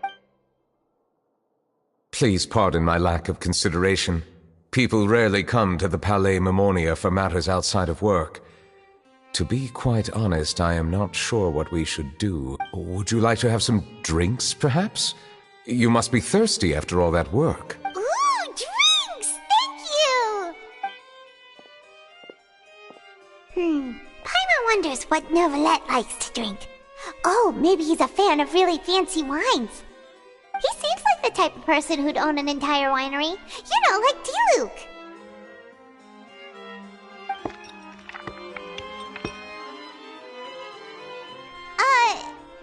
What's inside these glasses? It looks just like water. An astute observation. It is indeed water.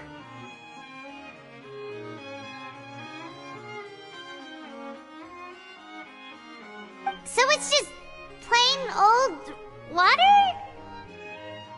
What did you think it was? Since you're the Chief Justice and all, Paimon thought you'd prefer something more sophisticated. This water is indeed very special. It would not be an overstatement to call it sophisticated. Huh? I believe you've already tried Fonta. In fact, there are many other drink factories in Fontaine, including those that specialize in packaging pure drinking water. Said water is sourced from all across Tevat, including Mondstadt's Cider Lake, Liyue's Chintsa village, and Inazuma's Konda village. Here is one of their latest products, water from Sumeru's Apam Woods. If I were to comment on their mouthfeel, the waters of Cider Lake warm the heart, the waters of Chintsa village have a poignant touch, while one might call the waters of Konda village placid. Distinct differences exist between the waters of each area. You will appreciate their intricacies once you taste them carefully. Really? Let Paimon try!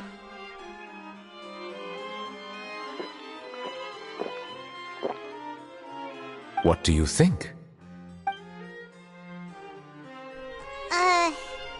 Nope. Paimon couldn't taste any difference at all. Isn't this just normal water? How regrettable. It seems like you still have a long way to go in refining your tastes. Hey, this doesn't have to do with refining our taste. Paimon's pretty sure most ordinary people can't tell the difference. How did you do it anyway? Oh, could it be because you're the Hydro Dragon? We are allowed to bring that up, right? Since no one else is around? Oh, Paimon's been wanting to ask this for ages. If you're the Hydro Dragon, why would you become Chief Justice in human society?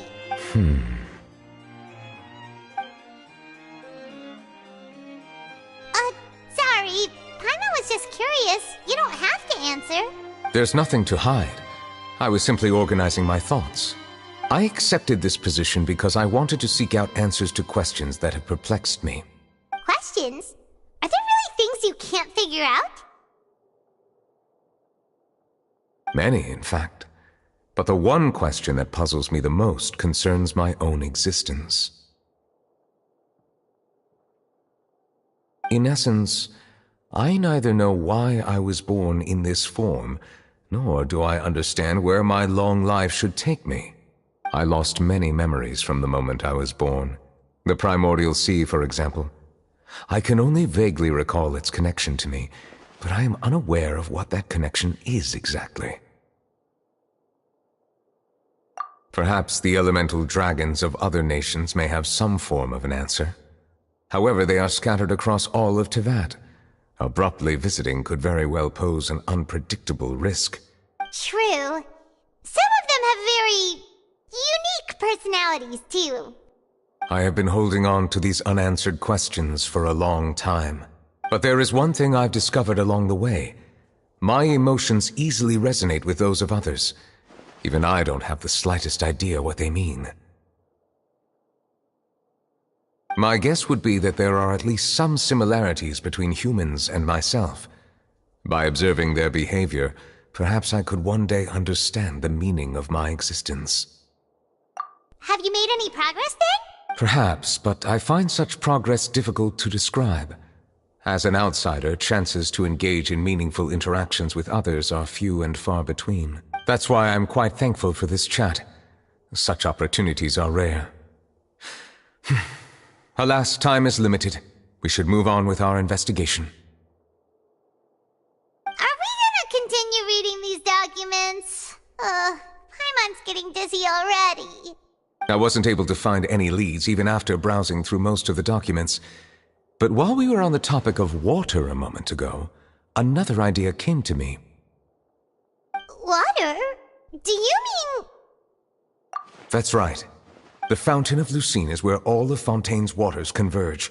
It is the vessel of countless memories and emotions. If there really were an organization attempting to use Melusines against me, they should also hold an intense resentment towards me. Perhaps we'll be able to find some new leads by sensing the hydro element within the fountain. Huh. Why didn't Paimon think of that? Come on, let's go take a look! Perhaps we should go. There shouldn't be too many people near the Fountain of Lucine during the evening.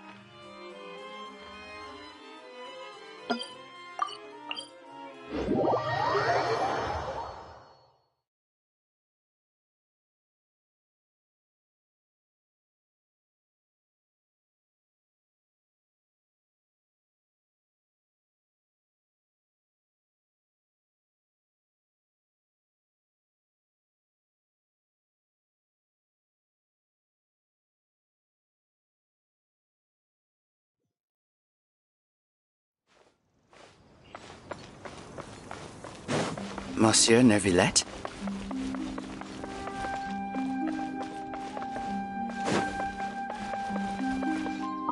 Are they headed towards the Fountain of...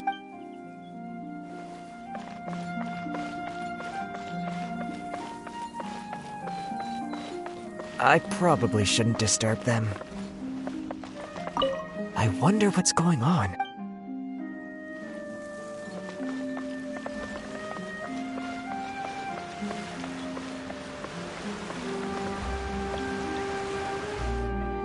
Looks like we got lucky today.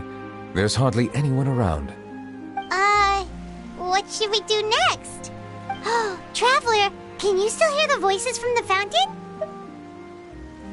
Perhaps leave the investigation to me. I need you to take a few steps back. A safe distance? No. Whoa, it's glowing!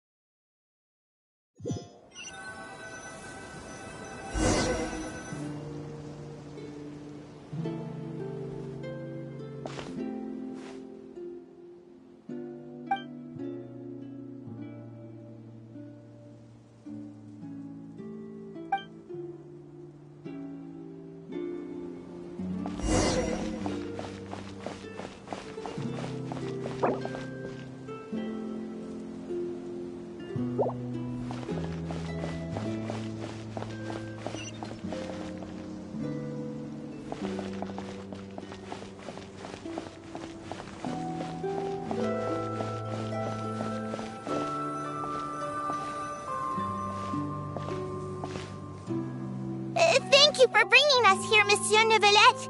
The Cour de Fontaine is truly incredible. There's so many things I've never seen or heard before. I understand your excitement, but there's no need to thank me. Although I have responded to your wishes, it was not without personal interest. Melusine's special sight make them especially suited for joining the Maréchaussée Phantom. I'm certain... I know, but I'm really glad to be of help. Not only can I repay you for your kindness, but also, it feels like my life has become a lot more meaningful. But a meaningful life also comes with its risk. It's definitely the safest to just stay in the village. But I want to see the outside world nonetheless. In truth, I've never really understood the purpose of my existence, or what I'm capable of contributing to this world. For almost 20 years, we've stayed in our village without finding any answers. That's why we wanted to leave our village and look for the meaning of our existence elsewhere. I understand your confusion. In fact, I feel the same way. I too came here for an answer to my questions about my own existence. Really? Could you tell us what we should do to fit in as you did? The truth is, many people threw rocks at us today and told us to go back to our village. It hurt a lot when they hit me in the head, and I tried really hard not to cry. Logically speaking, both time and effort are essential when different species attempt to peacefully coexist. It will be a difficult road ahead, with countless obstacles to overcome. Different identities and ways of thinking all contribute to strengthening the barrier between one another. Removing it will be no easy feat. There aren't many suggestions I can share, because just like you, I haven't fully integrated into this society. Despite my social status, I am still an outsider. Oh, I see. Let's all do our best then. I'm confident that we'll find the meaning of our existence one day. I believe in you, but you shouldn't lose sight of the difficulties ahead. If you run into any trouble, I suggest that you inform Vautrin, the captain of the special... Huh? Is he the... Yes? Do you have any concern? That stone-faced human. He didn't even bother to look at me when I tried talking to him. It felt like he wasn't interested in anything but work. He is an earnest man. There will be plenty of opportunities to work together in the future, so please try to get along.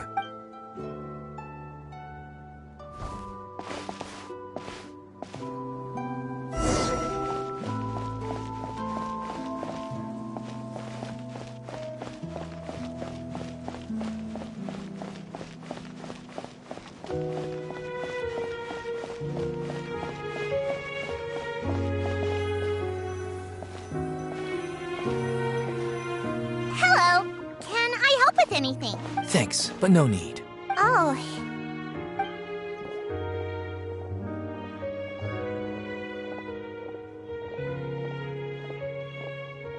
Hello, I'm Carol, a Melazine. Is there anything you need help with? Get away from here! I'm calling the guards. Please, calm down. I don't mean to cause any harm. Hard to say. Yeah, we should probably stay away from these monsters. Haven't you realized? Strange incidents have been increasing ever since they came. Why should we trust this species from who knows where anyway? I can't believe Nervilet allowed them into the court of Fontaine just like that. Exactly. That so-called Chief Justice even granted them official positions. Not only that, but they're now responsible for investigating cases as well. I swear, there's some hidden agenda at play here. Go away! Quit acting innocent! I'm not leaving. I won't let you say bad stuff about him. We joined the Mare Chaussee Phantom and solved lots and lots of cases. We've never done anything wrong. Solving cases? With Nervilet in cahoots with you? You could have fabricated it all, and no one would know. So tell me, how can you guarantee that you Melazines aren't involved in anything that occurred recently? Didn't I tell you before? Don't go advertising if you're not a good talker. Vautrin? Aside from spreading unjustified rumors, if you continue insulting members of the Mare Chaussee Phantom, the Special Security and Surveillance Patrol has every right to subject you to interrogation. There have indeed been an increase in cases recently, perhaps due to the shifting currents of conspiracy, and I understand your concern. However, there's been no evidence pointing towards Melazines being involved. Even the captain of the security patrol is on their side. Nervilet's newly reformed police force is already corrupt to the core. How can two completely different species possibly coexist? You heard that? Yeah. I don't understand. Why won't anyone believe us? There have been rumors saying that you were born from calamity, and that you inherently bring danger to those around you. There are countless negative rumors about you floating around in Fontaine. It's near impossible for you to become a part of this society. Best if you give up before it's too late. Monsieur Nervilet said that we needed to put both time and effort in. I don't know how long it'll take, but I can at least try making my best effort. I still want to try a little harder. Thank you for bailing me out earlier. Okay, I won't be taking any more of your time. I painted a lot of flyers last night, so I have to stay and hand them out to everyone. Give them to me. You're not gonna take them away? We'll hand them out together. The faster we get this done, the sooner we can head back.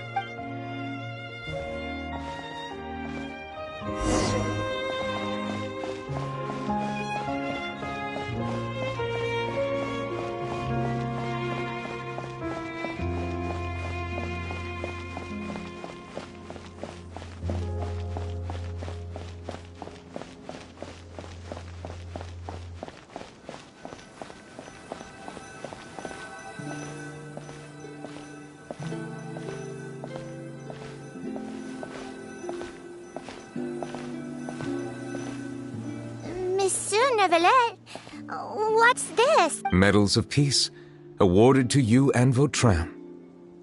Thank you for your continued dedication in the past 5 years.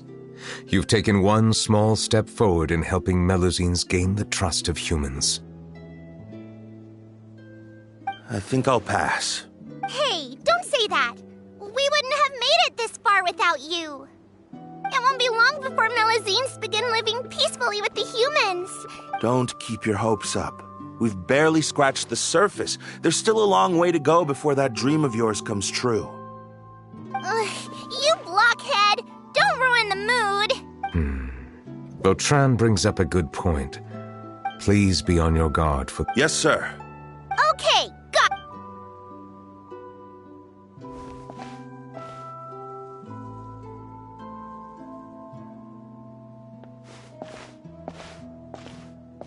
Medal of Peace? Peace isn't going to give us back what's rightfully ours. Are you sure we should do this? We're no match for Neuvillette, even with all our powers combined. What if... Nah, not gonna happen. As long as he remains in his position, there's no chance he'd take us out personally. There are rules even he must comply with in the political sphere. Unless he wants to become an enemy of Fontaine. So quit worrying and just go ahead with it. I've already planned out the murder. Once we lay the blame on the Melazines as the person who brought them to the court of Fontaine, Neuvillette will be left with no excuse. I guess you're right. Ugh. If he just left things the way they were, it never would have come to this.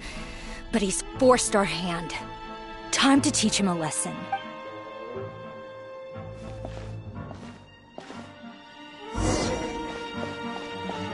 Turn the murderer in!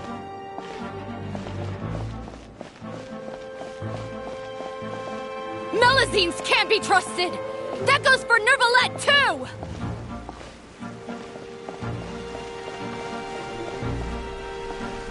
Peaceful coexistence? What a joke! Get out of the court of Fontaine and don't ever come back!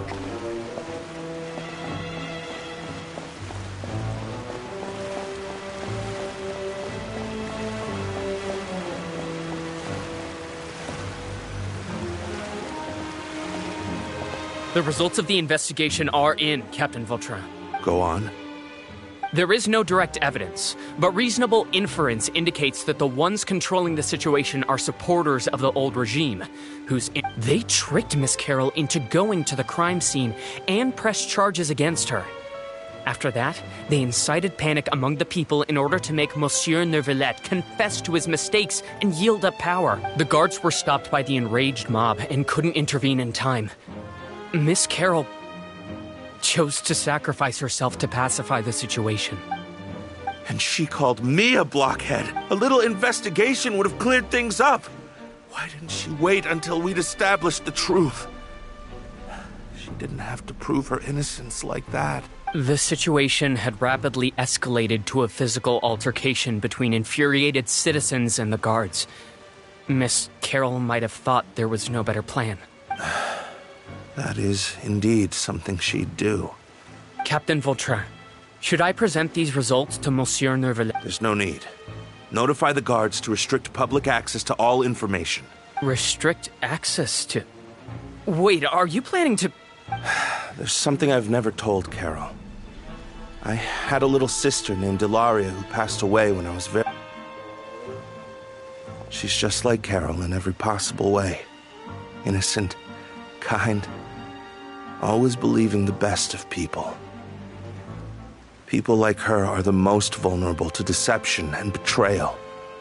From the moment I met Carol, I knew that she'd be easily manipulated by others. I kept a cold demeanor and tried lecturing her into giving up. Looks like she was unfazed by that. Yes.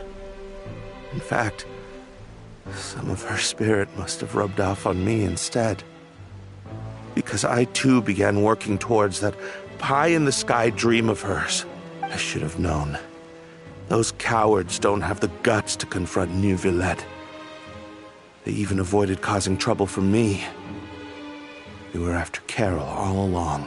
Can you understand how I feel? Right now, there's only one thought on my mind. Only through bloodshed can their debt be repaid.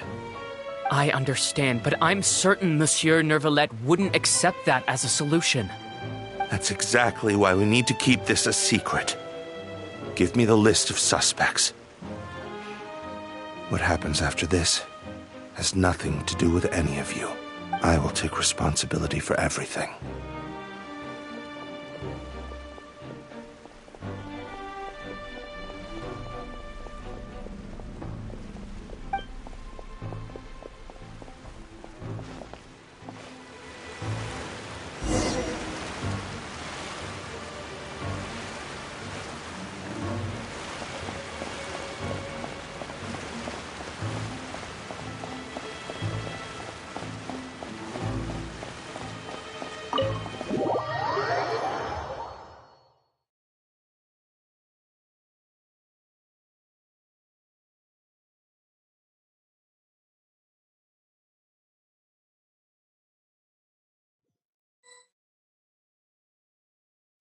Did you know? They're hearing a major case today, and the criminal is Captain Vautrin of the Special Security and Surveillance Patrol. Apparently, he resorted to personal measures to seek revenge for Carol and settled the score with the group that framed his friend. Hey, why aren't you saying anything? I'm thinking... we should try our best to bail him out when the trial commences. Bail him out? Why? Shh, keep it down! Haven't you realized? Both Vautrin and Carol are Nervilette's most trusted subordinates. After everything that happened to Carol, Nervilette's guaranteed to do everything he can to keep Vautrin around. Besides, now that the old regime has been uprooted, Nervilette's status is secure as can be. As long as we redirect public opinion, Nervilette will be able to give Vautrin a reprieve. The benefits are endless. Vautrin sought vengeance for his friend for a valid cause. This represents the justice he upholds. Please think about it. If the same thing had happened to you, wouldn't you feel the same way he did? Yeah, that's right! This whole thing started because of those despicable cowards who levied false accusations against Carol. How could Vautrin be declared guilty for seeking revenge? Monsieur Neuvillette. Mr. Vautrin is innocent! He's innocent! Order! I acknowledge your arguments. Vautrin, your revenge could be seen as a form of justice. I understand your decision, which is personal justice does not equate to justice as defined by the law. To execute your plan for revenge, you abused your authority and conducted informal executions. Your actions have thus violated the law. Therefore, you will be declared guilty.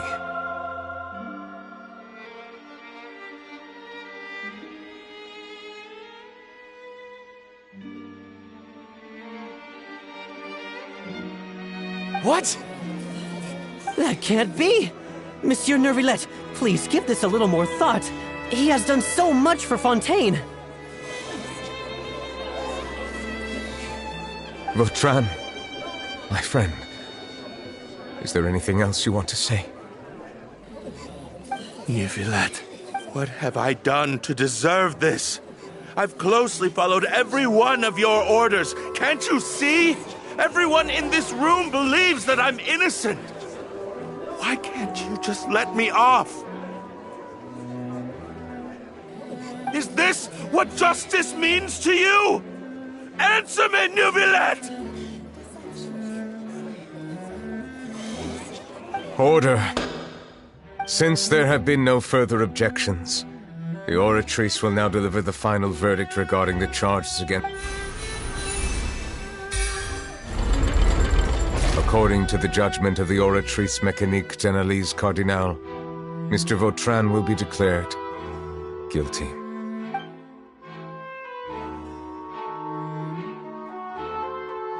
Goodbye, Monsieur Neuvillette. This all happened because of Carol's naive ideas. How can different species peacefully coexist anyway?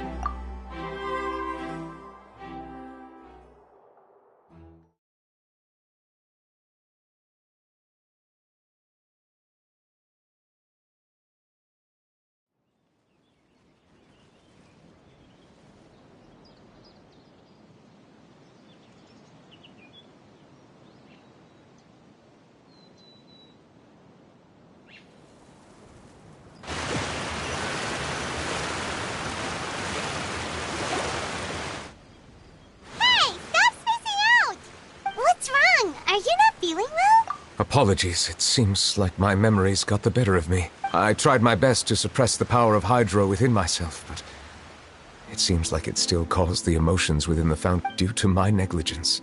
The overflow of emotions and memories must have affected you as well. Are you all right? Wow, the Hydro Dragon is more powerful than Paimon thought. Anyways, the last time we came here, the Traveler only heard voices from... It is as you said. It is not only the fountain. I can sense emotions from all waters in Fontaine. Rivers, lakes, and even the rain. That sounds awesome! But I rarely ever do anything like this. Emotions carried by water are always chaotic and disconnected. As an outsider, having my mind occupied with irrelevant memories isn't exactly a pleasant experience. Which ones?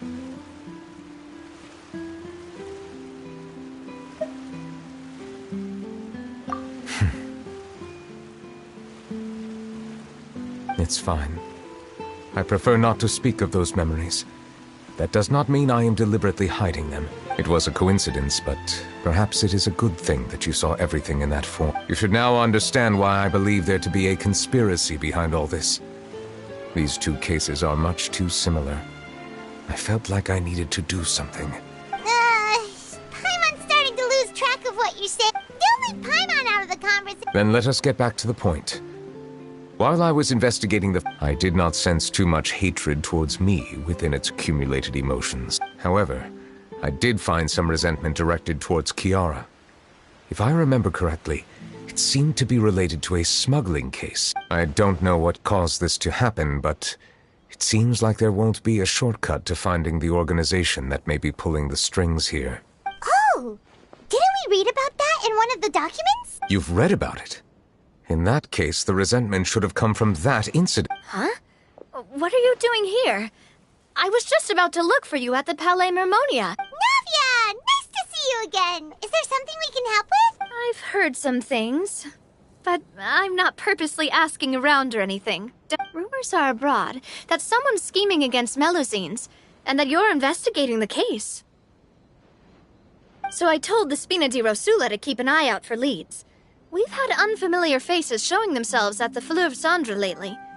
Maybe you'll find the suspects among them. Thank you. Where did you hear about all this? The Chief Justice out on investigation, accompanied by the Traveler from afar. No matter how you conceal your whereabouts, there will be countless eyes watching you. You talked to Kiara, but didn't ask her to keep things secret. People curious to know asked around for information, then it was only a matter of time before word of the threatening letter spread all across Fontaine. So that's what Charlotte meant. Indeed. I did not expect that this could be kept hidden for too long, but the rumors still spread faster than I imagined. You know, it could be because you attract more attention than you think. Anyway, any progress? The suspects who threatened we are planning to return to the Palais. All right, then I'll round up the Spina di Rosula and follow up on their progress. Wait for my word. Ta-ta! Neverlet, do you think there'll be any problems now that the word is out? I have already considered that possibility, and I do not think that there will be any. As a matter of fact, once the word gets out, no one would dare to harm Kiara in broad daylight. What is more important is how the case is perceived by the public. 400 years ago, they chose to side with the old regime and direct their resentment towards the Melusines. I hope the same won't happen again. Let us head back to the Palais.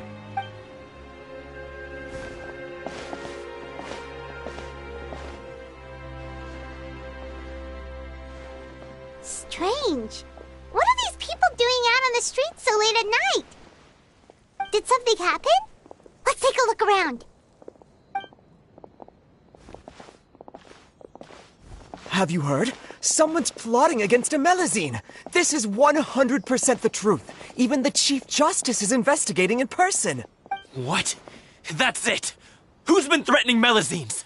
Show yourself! Our enemies are lurking in the shadows and won't easily reveal themselves. But no amount of hiding will keep us from finding them. That's exactly what I wanted to say. The guards have already begun to take action. We can't just stand by and watch. Think about how much we owe them. Now that they're in danger, how can we just sit back and do nothing? Everyone, please stay alert to your surroundings from now on. If you see any suspicion...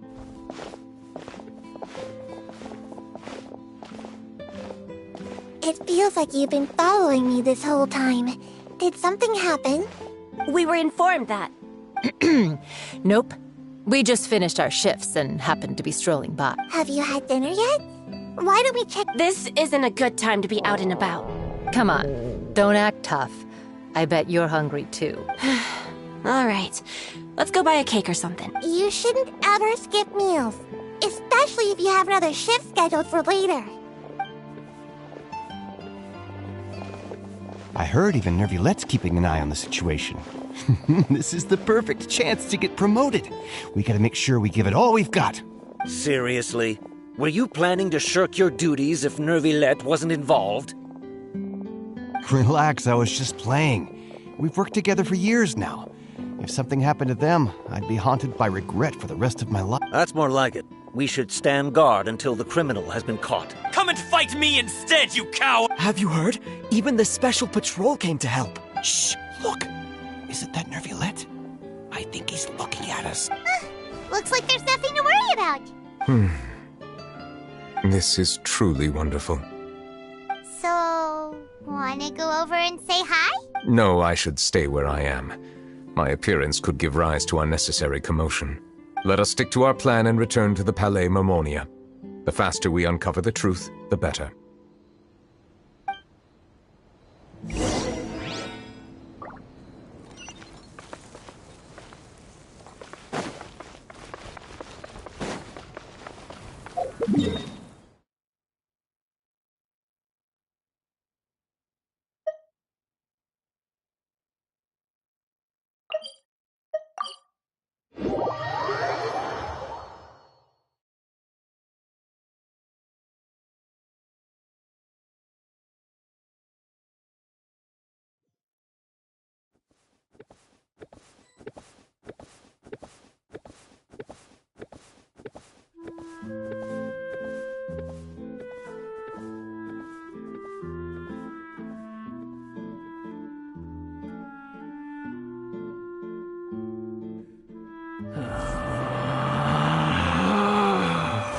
Relax.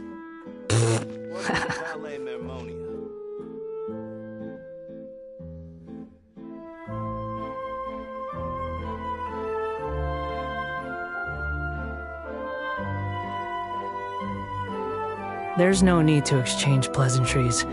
It's rather pathetic to force a conversation just to occupy silence. I hope the weather's nice like this tomorrow as well.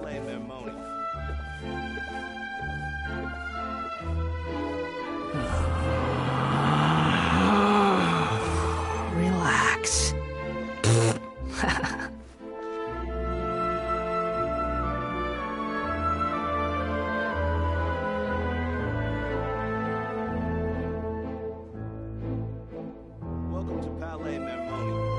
There's no such thing as pure freedom in this world.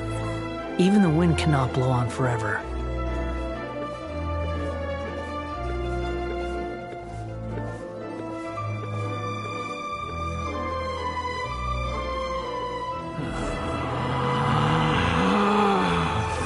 Relax.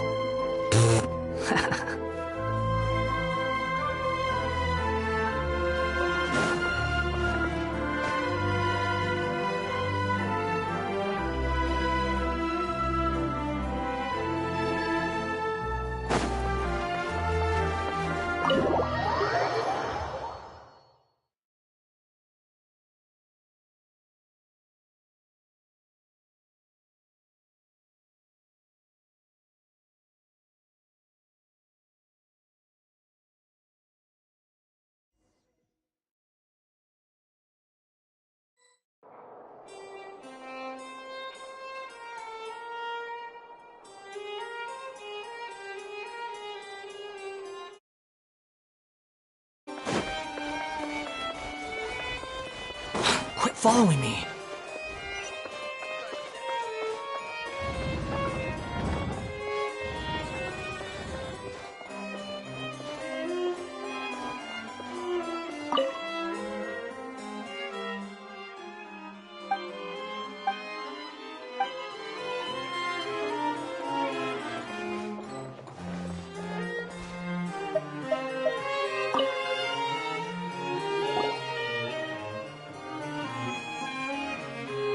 The smuggling case was solved by the joint forces of the guards and the Maréchaussée Phantom.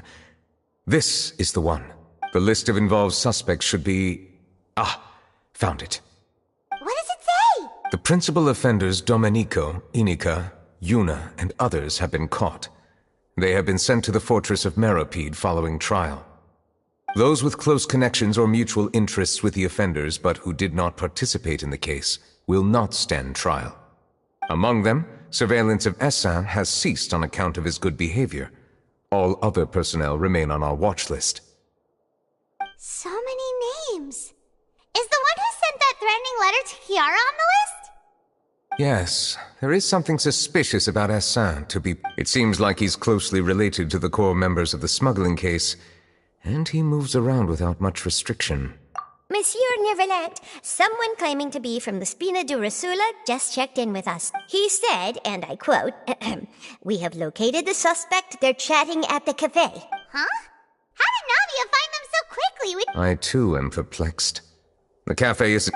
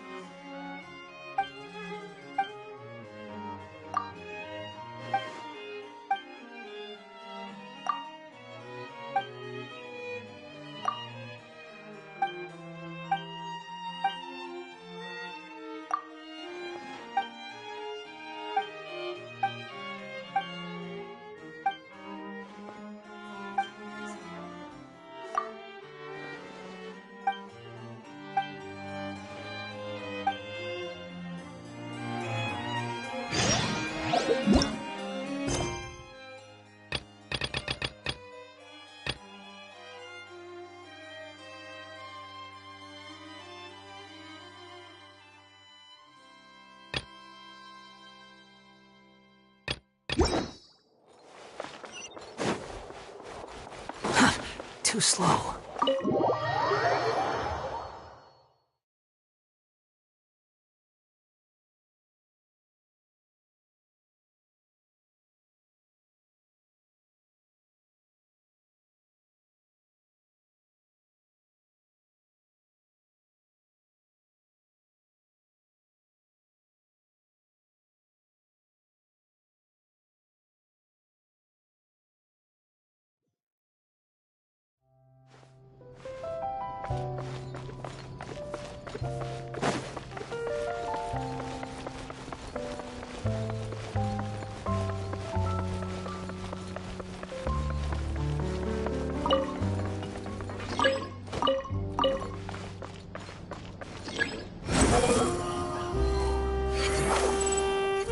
Upon the gale.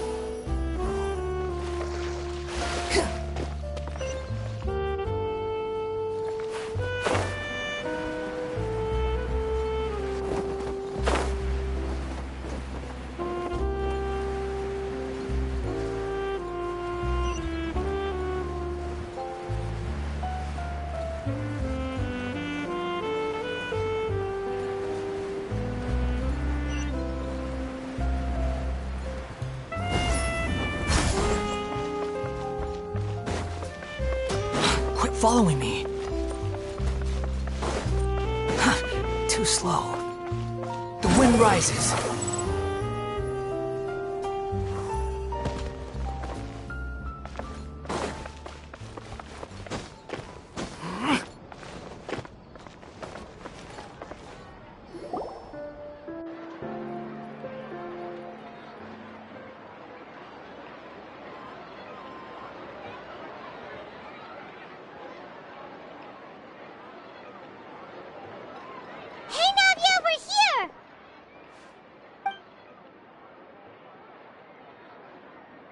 Whoa.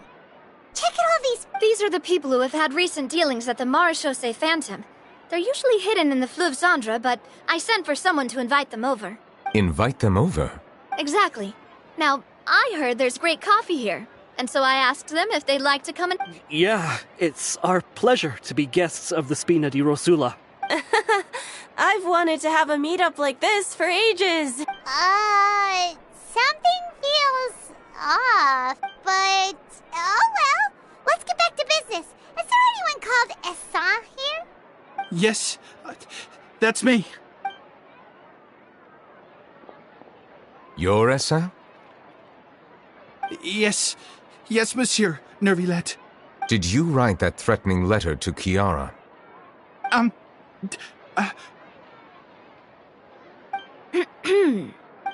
did, but I was just following orders. Orders from whom? Domenico. He was my boss. I couldn't disobey his orders. Domenico? Where is he now? The fortress of Meropide. Well, I'm afraid even the Spina would have trouble looking into that place. Looks like you'll have to make the trip yourselves. This was as much as I could do. You've done more than enough. I am extremely grateful for your help. Leave the formalities for later. You should find Domenico first. If he really is the one setting up the conspiracy, it'd be best if he's exposed as soon as possible. All right then, let's head to the fortress right now.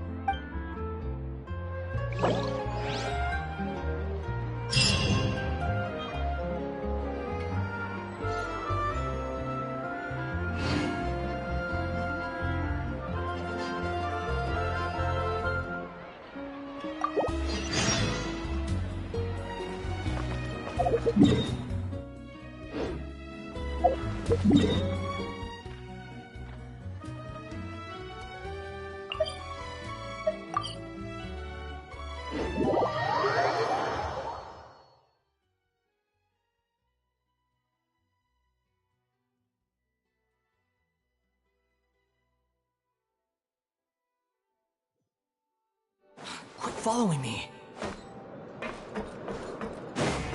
It's Monsieur Nervilette.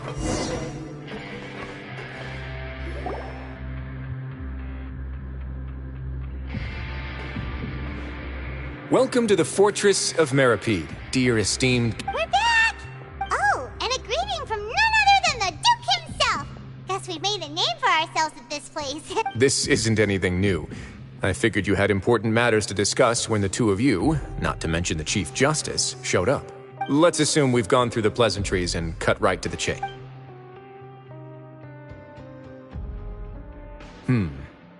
I do remember a thing or two about Domenico. He once attempted to round up the other inmates and instigate a protest. Who does this guy think he is? Paimon hopes nothing came of it. He once attempted to, I said, meaning that it was over before it even started. And now he's threatening Melazines, is he? To be honest, Domenico doesn't seem like much of a conspirator. The fact that the three of you bothered to personally investigate raises a flag. Is there something... He's got the same concerns we do. I'm concerned about this incident because something similar has occurred in the past. I wish to meet Domenico in person and have my questions answered. That's an easy one. Let me think. I think he's at... Oh, did I hear someone say Melazine? What happened? Sijuin! Yeah, and we're investigating. The person who threatened her seems to be imprisoned here. Really? Is Kiara gonna be okay? There's no need to worry. Clarande is protecting her as we speak. Well, that's great. But if the criminal's still... Is there anything you can do about... Ah, head nurse. Do you require me to personally... Wriothesley. Okay, I get it. I'll bring Domenico to you. That's your only demand, correct? Think of it as more of a humble request. I'm here on my own accord, not to formally transfer a criminal for trial. I urge you to set aside any concern. Thanks for the trouble. Consider me in your debt. Whoa! If Paimon were you here, Grace, Paimon would take this chance to ask for something really important. Well, were I still a criminal, I'd probably ask for a lighter sentence. But I'm sure Monsieur Nervilette would reject that. But enough jokes. I'll look for Domenico and bring him to you. Make yourselves at home. Our dear head nurse has mentioned you quite a few times, so I'm sure she has a lot to say. Please come with me, me to the infirmary. Ah, and watch your step. There's some pretty dark areas, so make sure you don't trip over anything.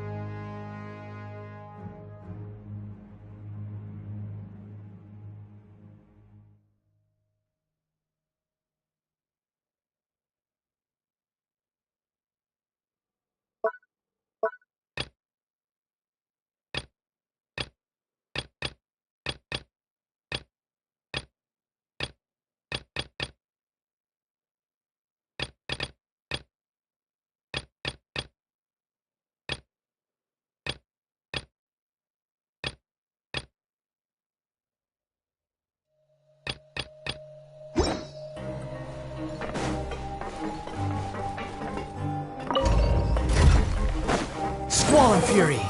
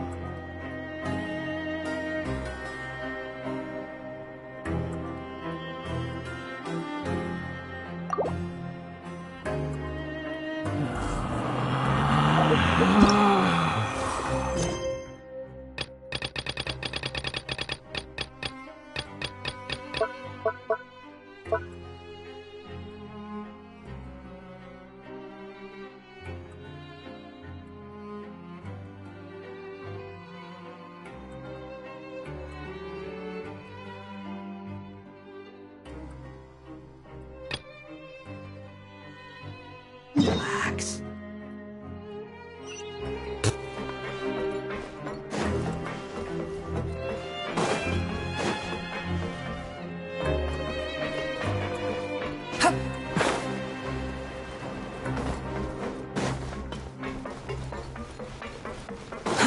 Too slow. Now that I think about it, I can leave this place soon. Huh?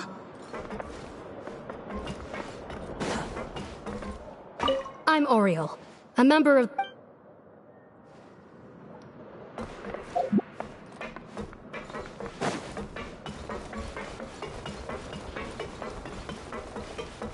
Behold!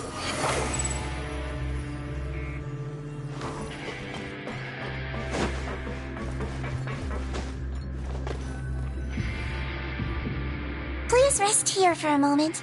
Oh, and would anyone like anything to drink? Paimon's not that thirsty, but thanks anyway. Thirst is a warning sign that you're dehydrated, which means you have to drink up even before that. I'll bring you some tea. I'm sure you'll have a lot...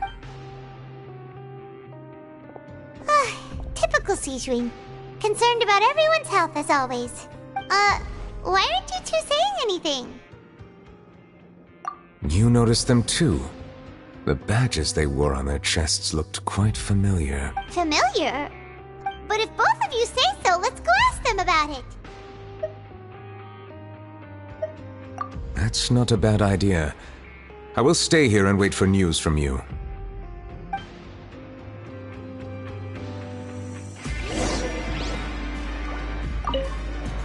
I place great trust in Wriothesley, so I rarely visit the fortress of Meropide. However, exceptional circumstances...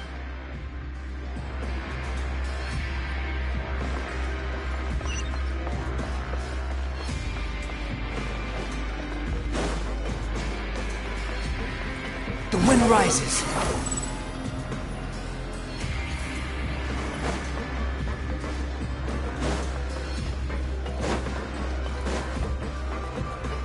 Squall and fury.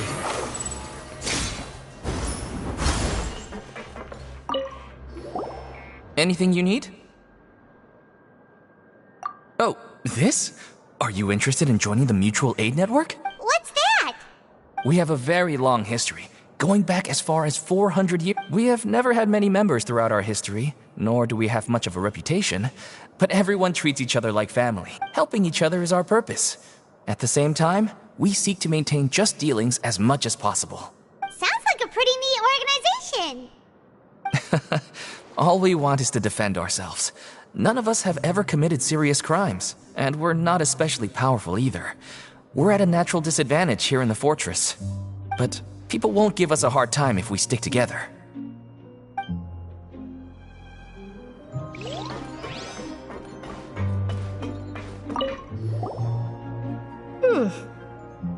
You two look... It's the symbol of the Mutual Aid Network designed by our first president. From what I've heard, it's based on something called a Medal of Peace.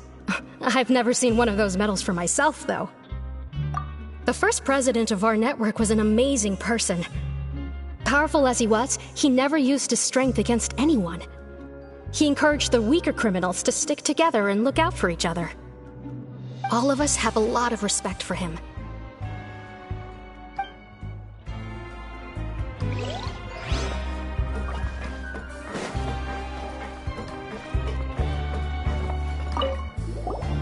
Interested in joining the Mutual Aid Network? If you'd like to learn more, here's our flyer.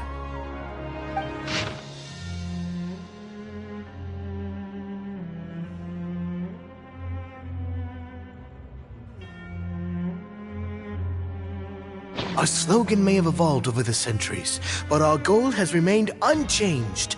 Here, this book is for you. You're welcome to come and sign up anytime. We should have gathered enough information. Let's head back and talk to Neuvillette.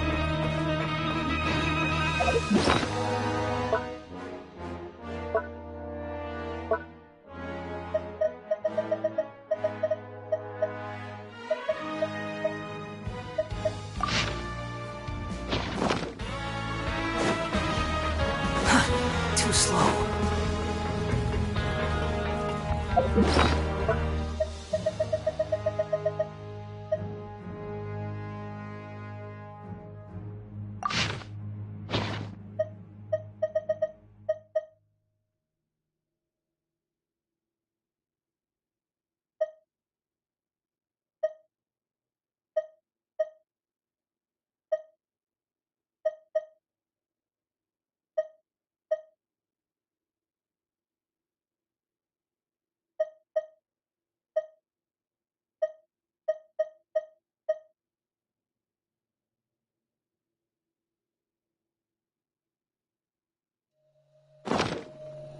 Quit following me.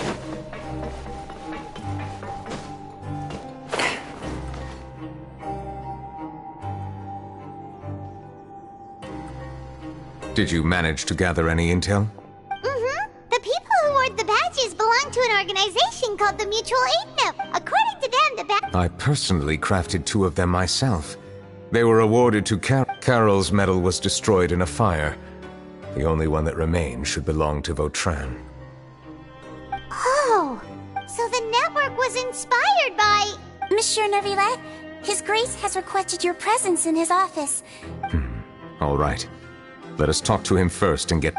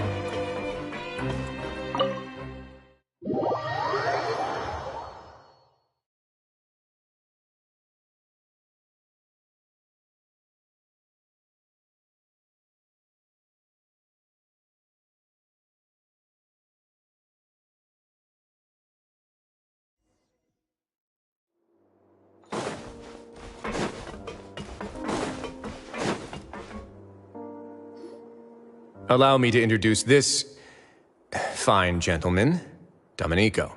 Why don't you explain everything to him? Neuvillette? What do you want? What are you gonna do, kill me? Calm down. I merely want to ask you a few questions. Was it your idea to send that letter to a Melusine? Hassan has already confessed, so there really isn't any need to keep hiding. That idiot! I can't believe I trusted him. Let me ask this another way. It was your idea to send that letter, correct? Yes. Who is pulling your strings? What? You're not trying to frame me for something I haven't done, are you? It's best if you realize the gravity of your situation. The Chief Justice of Fontaine has been personally investigating your case. I assume your previous attempt to incite unrest at the Fortress of Meripede has something to do with this as well. I admit I acted on impulse. I'll tell you the truth. But before that, you must ensure my safety. I can do that. You see, we're all reasonable people here. I only intended to do some small business at first. Someone contacted me about delivering some goods and promised me a generous sum of more in return. After making a few trips, I was suddenly approached by the Marechaussee Phantom. They accused me of smuggling prohibited items, and I was put on trial. But I refused to accept any of that. The ignorant can be rightfully absolved from guilt, right? Well, I suspect that someone got me locked up here so they could get their hands on my goods. And then you decided to take revenge on the Melusines? Over that? My initial target was Neuvillette. Everyone in the Fortress of Meripede was declared guilty by him after all. So they must more or less hold a grudge against him, right? If I could get them to strike back. But for some reason, no one wanted to team up with me. That mutual aid network in particular. What did those nobodies even gain from trying to challenge me? Seriously. In the end, I had to redirect my focus onto Melusines to salvage things. I recall that Chiara was the one who confiscated my goods for inspection, so I asked one of the more approachable guards to send a letter, claiming that I meant to contact my family. But the letter was in fact addressed to Essa. I requested that he write a threat letter to Chiara and force it to resign from the Marechaussee Phantom. Am I to assume that the claims you've made are your own thoughts? Have you been in contact with any suspicious people recently? No. Is it true that all members involved in the smuggling scandal have been caught? Yes. And that's all I know. Sigewinne, please take him back to the detention center. I'll deal with him later.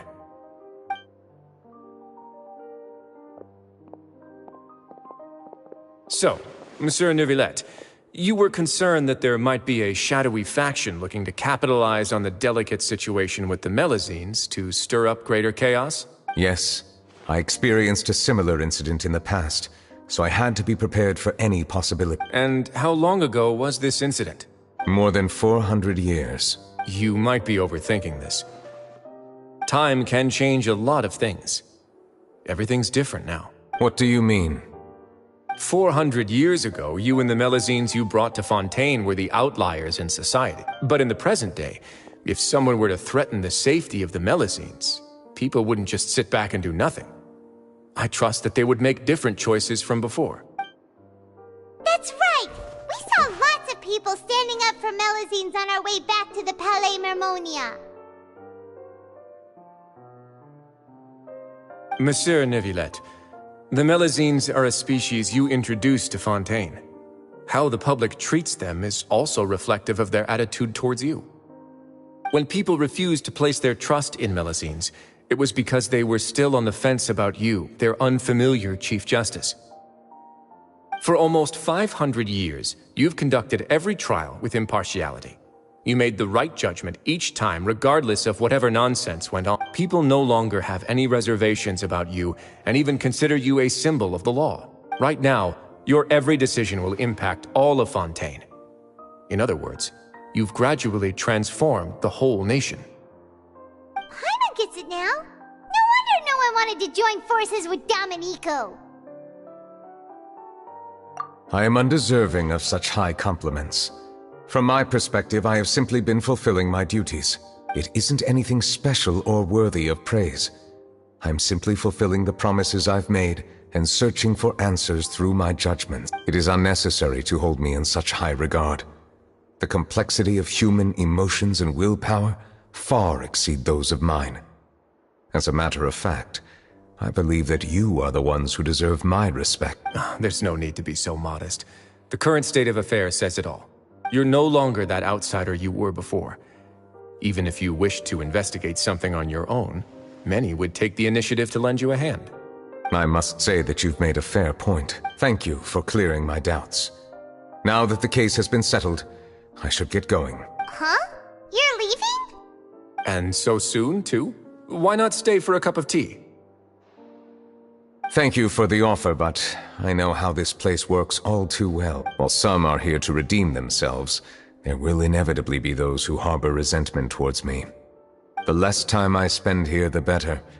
My presence could very well result in an unwanted disturbance. In that case, I'll have to insist. I still have 2 more things to say. Please, go ahead. The first is about the guard who helped Domenico send that letter. Ah, I know of what you speak. The guard was indeed deployed from the Palais Memornia's staff. However, as I mentioned earlier, I visited today on personal business. Therefore, I leave that matter in your hand. Well, that makes things a lot easier. Hey now, don't let your imagination run wild. Those from up there have a tendency to sympathize with others. However, down here, such thoughts will put you at high risk. I'll have a chat with the guard and remind him to take precautions in the future. I see no issues with that. Great! That's one thing out of the way. The other thing was born from my own sense of curiosity. Now, I've heard that you investigated the mutual aid network. Yep. Neverlet thought their badges looked familiar. I noticed the small gang as well when I first took over the fortress of Meripede. They were not great in number, but every member always made sure to stand up for what was right. I've looked into their founder, Vautrin, who once stood trial and was sentenced to imprisonment in the fortress. According to existing documentation, Vautrin remained disciplined throughout his imprisonment. He had never once engaged in physical or verbal aggression. In other words, how he presented himself in prison was very different from his behavior in court. What? During his trial, I could sense that his feelings were complicated. He appeared to be full of resentment, and I believe he had every right to feel that way. Perhaps he had been putting on an act. An act? Neuvillette and Vautrin had a close relationship as superior and subordinate. Vautrin must have known that the Chief Justice would make an impartial judgment. Thus, the more resentment he displayed, the clearer it would be to those present that you were upholding justice. And to those who had been sitting on the fence, Vautrin's act was a very meaningful one.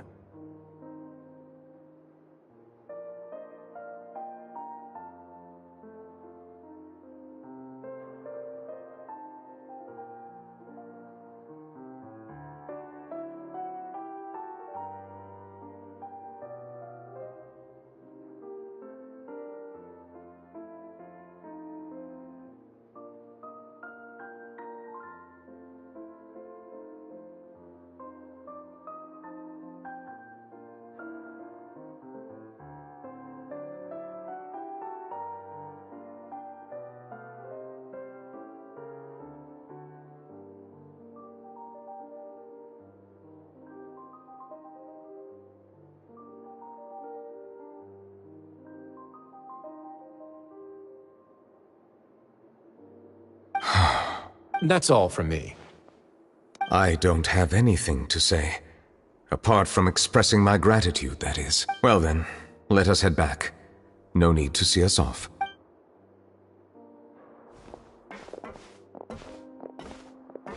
Please, take care.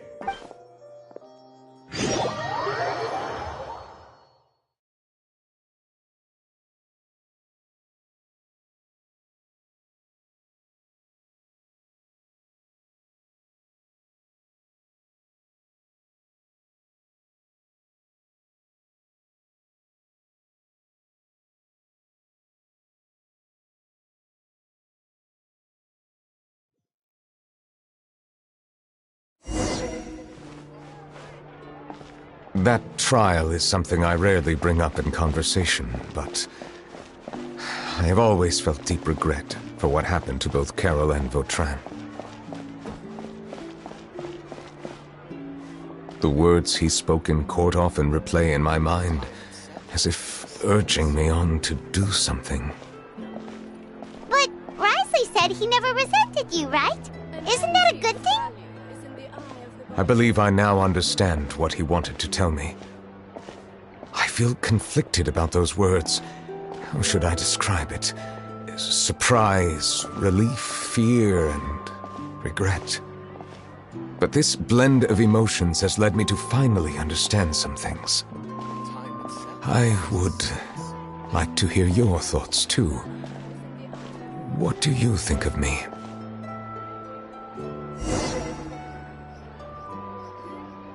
Paimon agrees with everything Risley said. As Chief Justice, every single one of your trials makes an impact on Fontaine. Hey, any comments? What I really think is every trial you've ever judged has left its impression on you. And that's what makes you who you are today.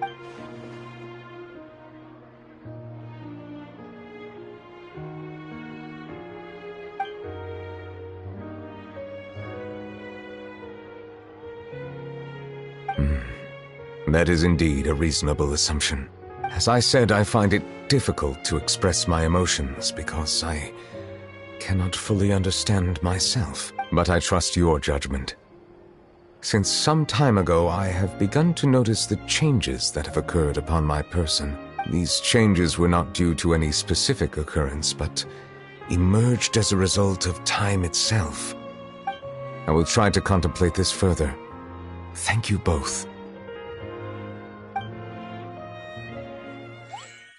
Oh, huh?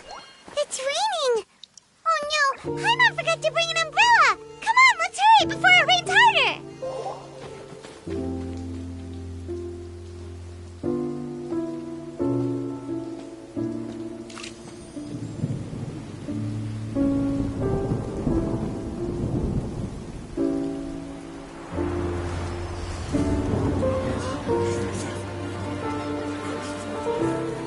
It's raining again? I've had enough of this weather. There go my travel plans. Did you read the news this morning? Quick, put away everything on the clothesline. When is this rain going to stop? Hydro Dragon, don't cry!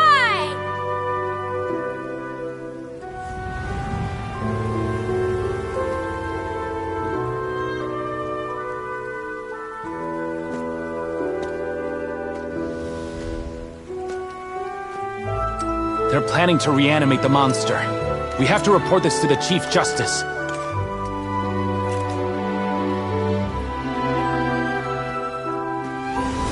The Fortress of Meripede. It's a good place for me.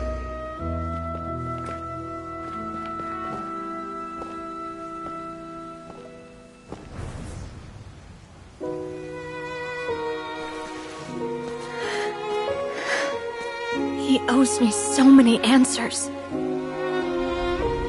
Neuvillette? You could say he's the real symbol of Fontaine's justice. Watch him closely. He could be trouble.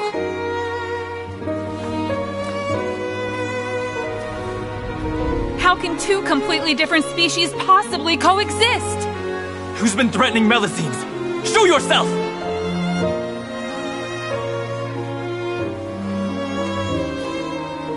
You will see much in the human world, from the delightful to the depressing.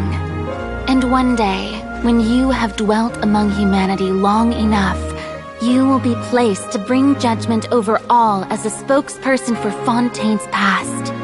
Good morning, Monsieur Neuvillette! The rainy season's almost over! The skies are supposed to clear in a few days! I hope you find time to enjoy the sunny days ahead.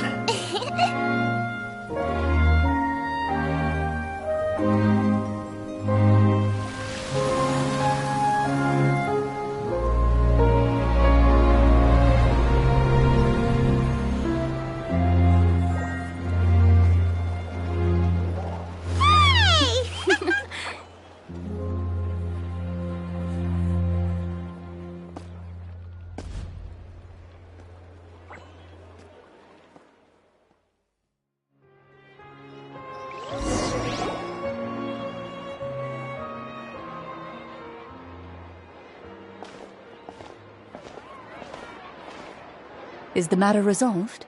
Yep, we found the person who sent that threatening letter. Risley said he'd keep a close eye on him, so the Melusines should be safe now.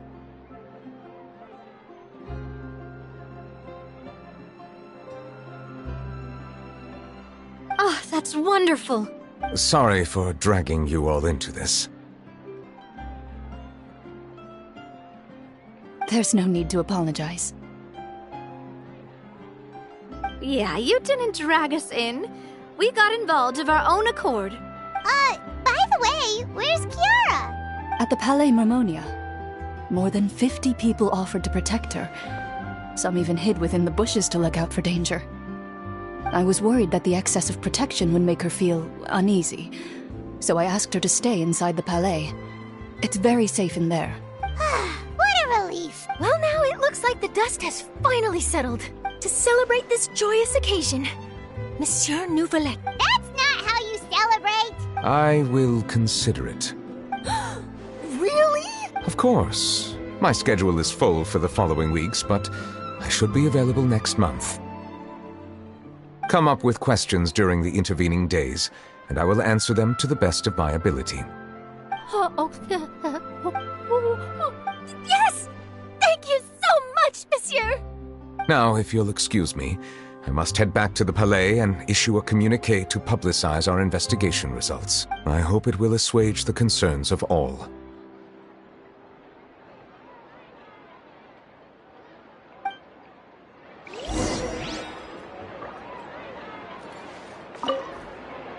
Oh, an exclusive interview!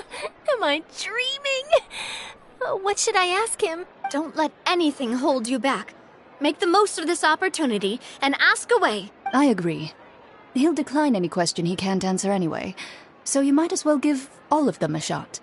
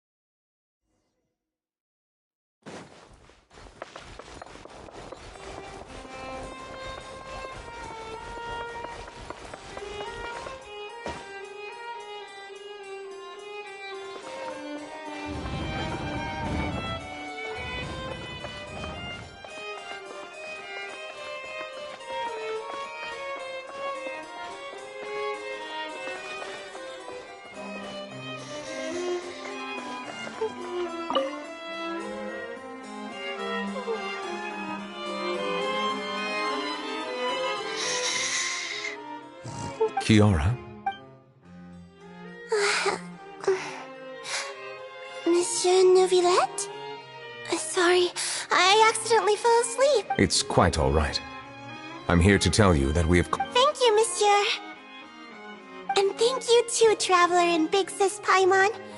Everyone's been so nice to me, so I've always felt really safe. Do you remember Domenico? Let me think. By the way, I saw Carol in my dreams just now. Where's she gone, by the way? I haven't seen...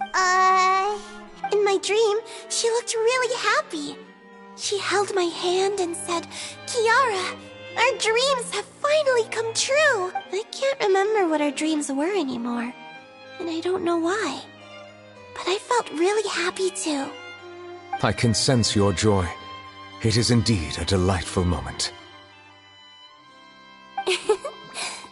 Monsieur Neuvillette, are you happy too? Oh, I almost forgot! Am I allowed to go out now? I promised to model for Alov. Of course. Off you. See you next time, Monsieur, Traveler, and Big Sis Paimon. See you next time.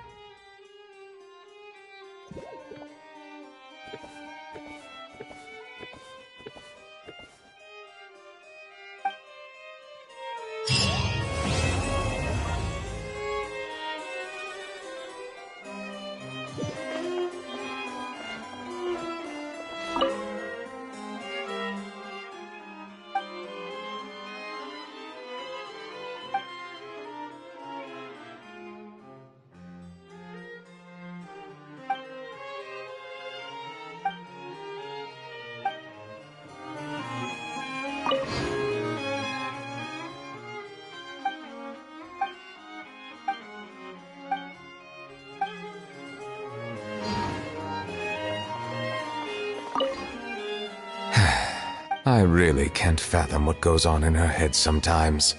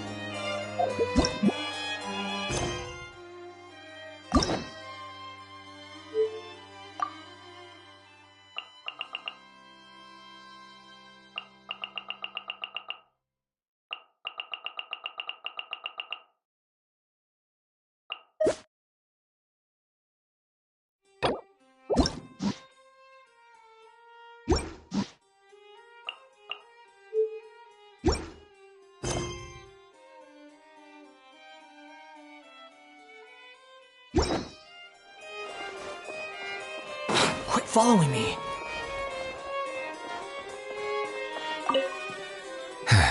I really can't fathom what goes on in her head sometimes.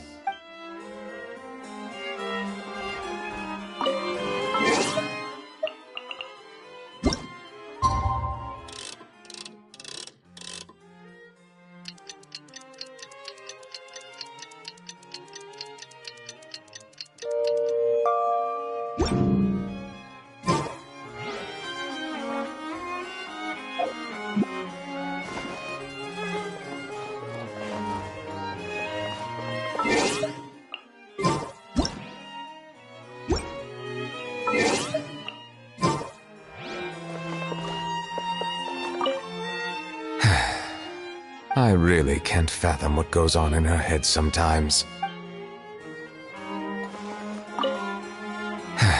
I really can't.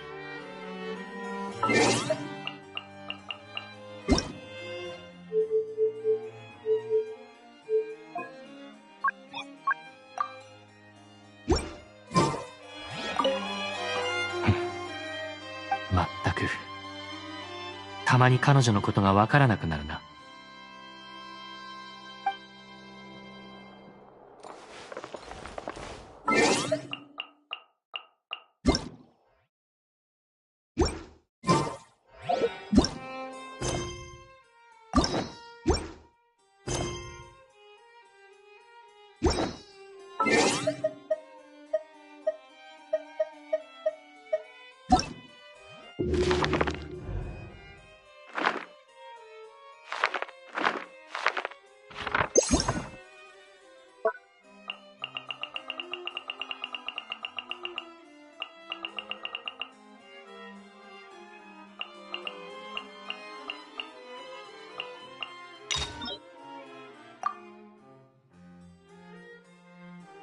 おっとすまない。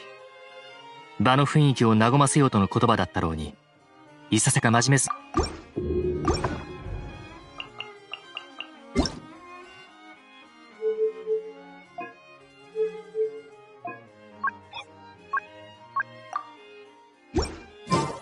我说，啊，有时候真是搞不懂他。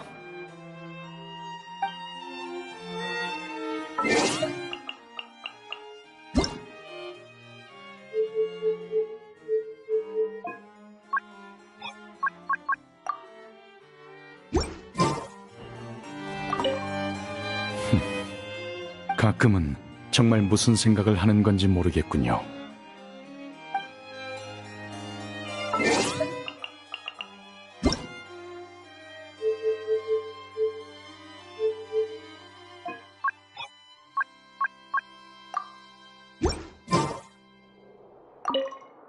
아, 有时候真是搞不懂他。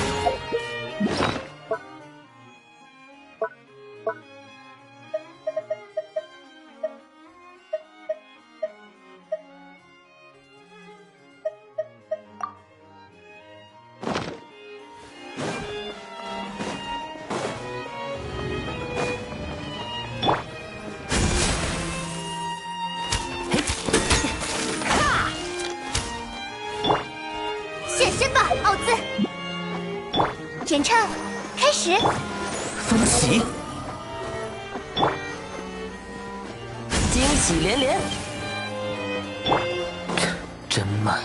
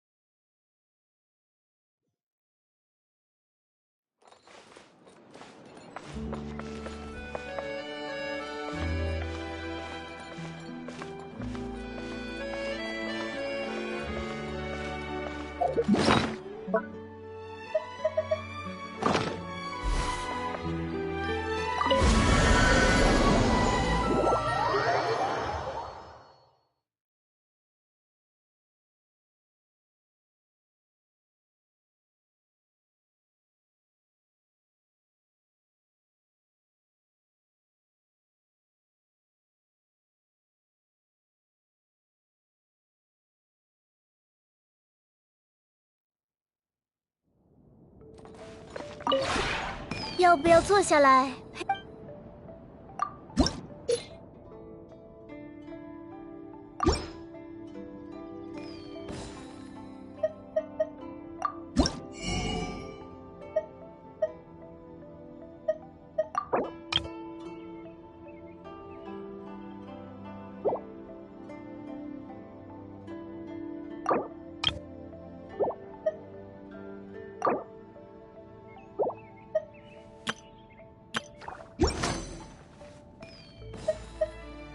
与湖中洞天。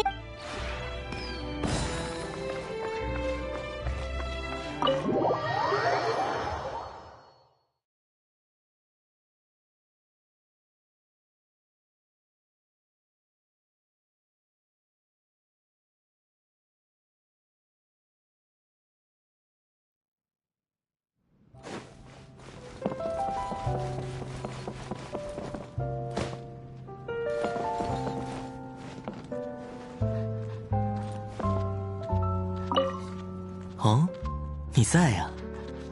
真是不好意思，差点把你凑怪成会把客人晾在家里自力更生的类型。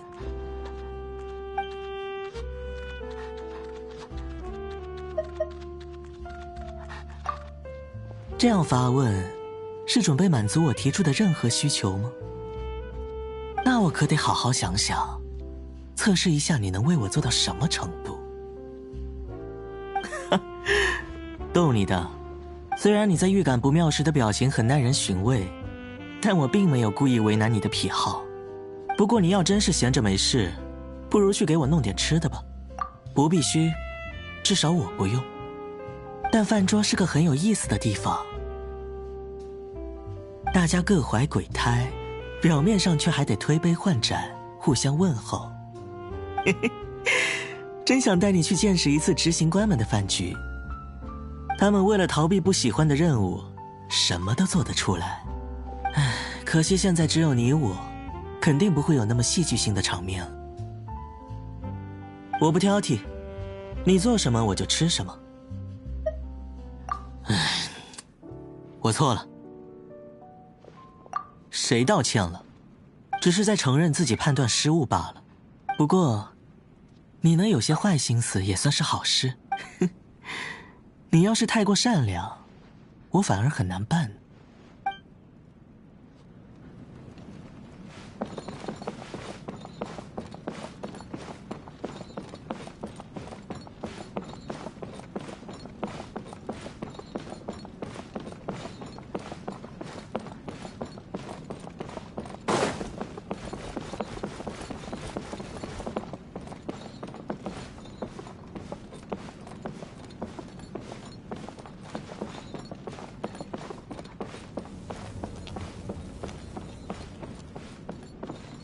没叫你跟着。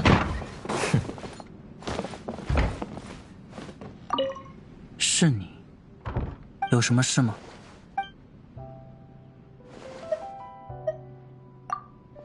若你有空，可否一同前往璃月港内？没空便作罢。好，我无意接近凡人的生活，但我知道你经常出入城市，行走在人群之间。这期间的故事，或者乐趣，如果不亲自体会的话，恐怕就难以获悉你的心情。想要理解你，预感到会很困难，但有了这样的想法之后，无法坐视不管。在城内，我会控制好自己，尽量少说话吧。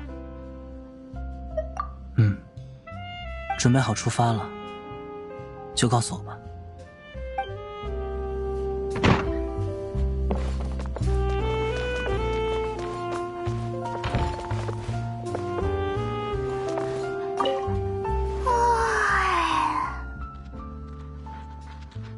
你好。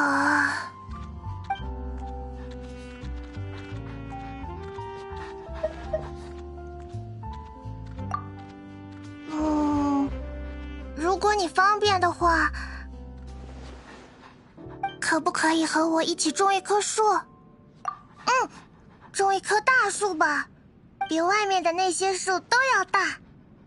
我可以教你一些借助树叶的忍术啊，虽然都是些逃跑用的，但是遇到强敌的时候，逃跑也是很重要的。我不希望看到你受伤，交给我吧。然后我们还可以爬上树休息，坐在树干上吹风。这么一想，真的有点困扰。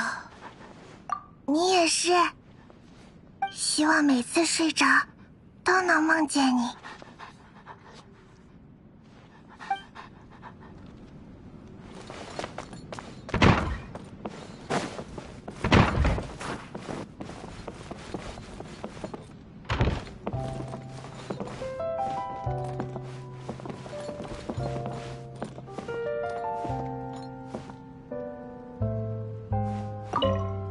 你好，你好，我正在构思新菜呢。放心，不是什么奇怪的食物。想跟你一起去冒险。是的，没错。但是这依旧是我第一想做的事情，想和你一起冒险，探寻未知，收集提瓦特大陆各地神奇的食材，做出好吃的菜肴给你品尝。想来想去，都觉得这是最幸福的事情了。怎么了？你怎么看着我不说话？是不？我不会。还有，惹到了不得的敌人也不做纠缠。吓死我了！那就好，那就好。不过，我也会变得更厉害的，不管是厨艺还是其他的方面。为了你脸上满足的笑容。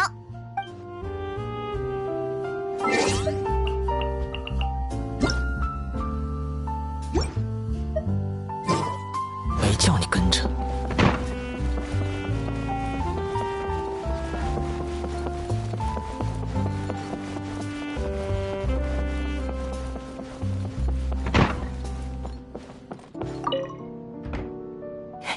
嘿，我就知道你会在这。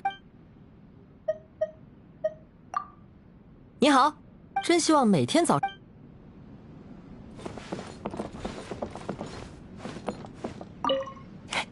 嘿，我就知道你会在这个时候出现。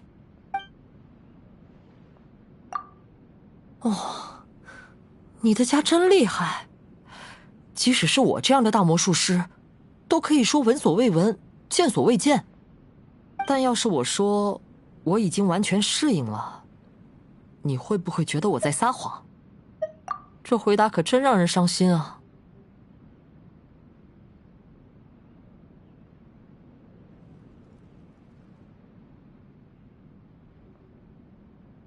不过，确实是真话哦。看来我要在这里多待上一段时间了。毕竟只有通过时间，才能让你重新相信我嘛。可别赶我走哦。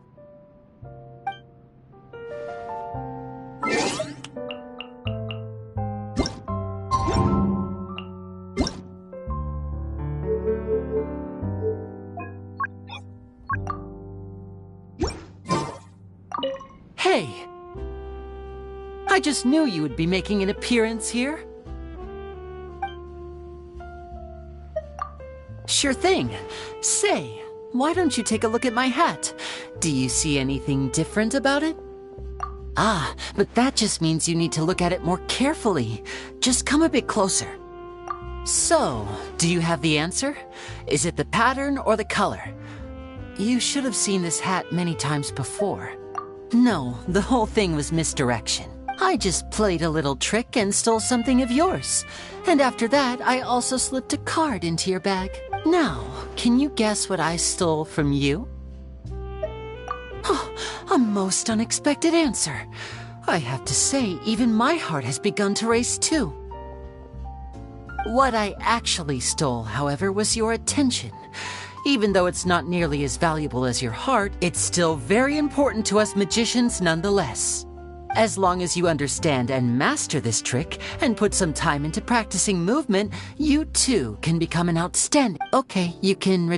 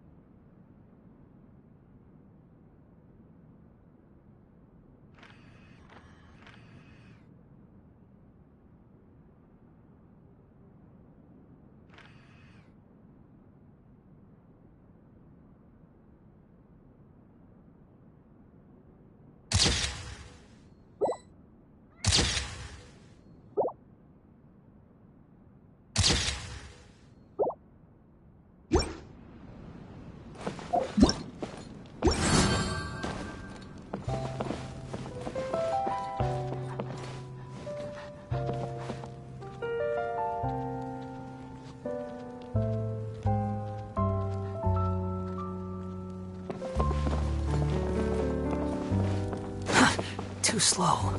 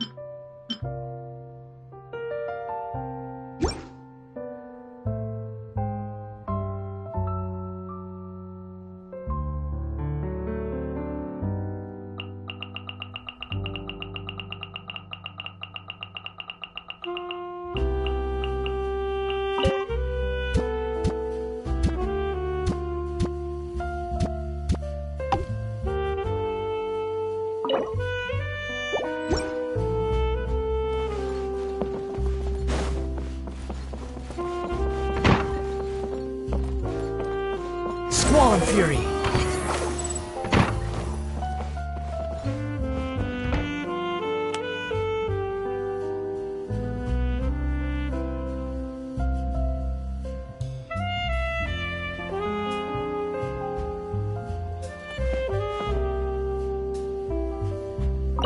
Hey! I just knew you would be making an appearance here. Sure thing. Say, why don't you take a look at my hat? Do you see anything different about it? Ah, but that just means you need to look at it more carefully. Just come a bit closer. So, do you have the answer? Is it the pattern or the color? You should have seen this hat many times before. What a pity. Although, your conclusion is actually correct. I just played a little trick and stole something of yours. And after that, I also slipped a card into your bag. Now, can you guess what I stole from you?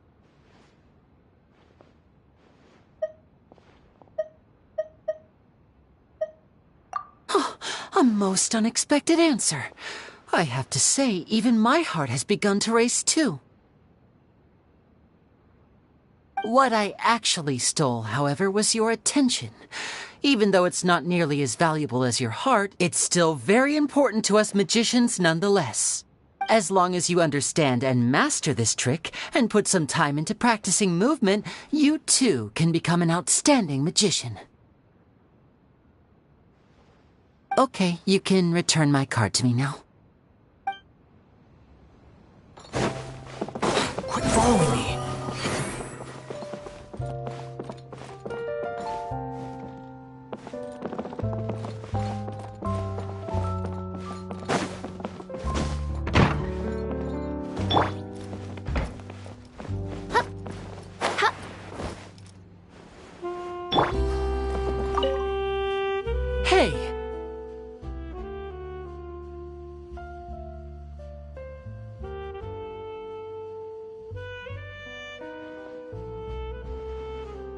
I just knew you would be making an appearance here.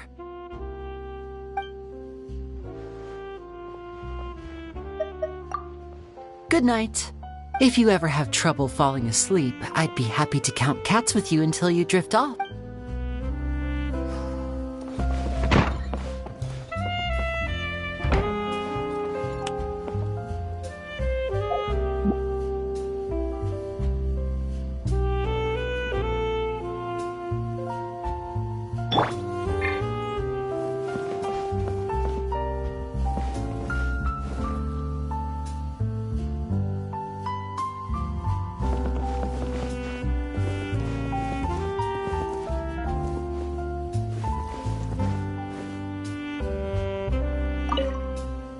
Hey! I just knew you would be making an appearance here.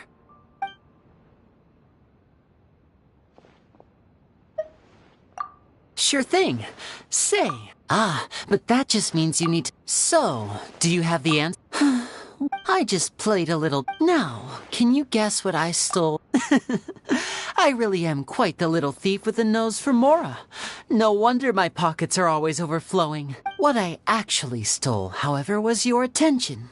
That's something far more valuable than Mora. As long as you understand and master the... Okay, you can return my card.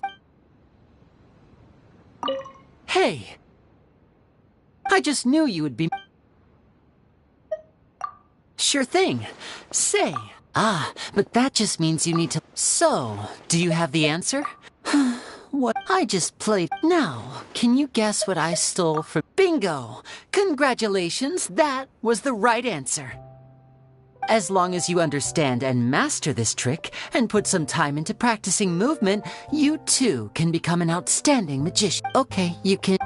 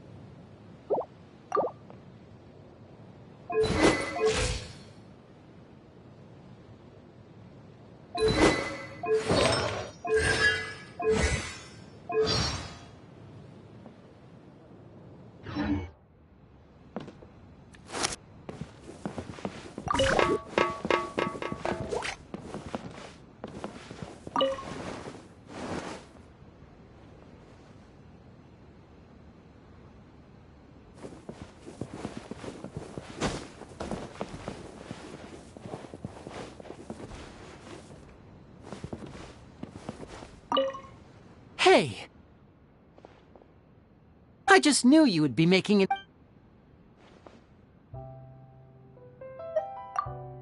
Good night. If you ever have...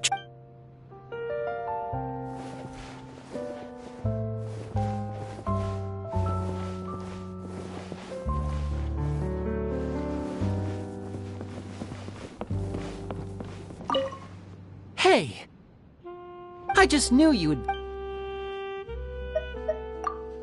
Good night. If you ever have...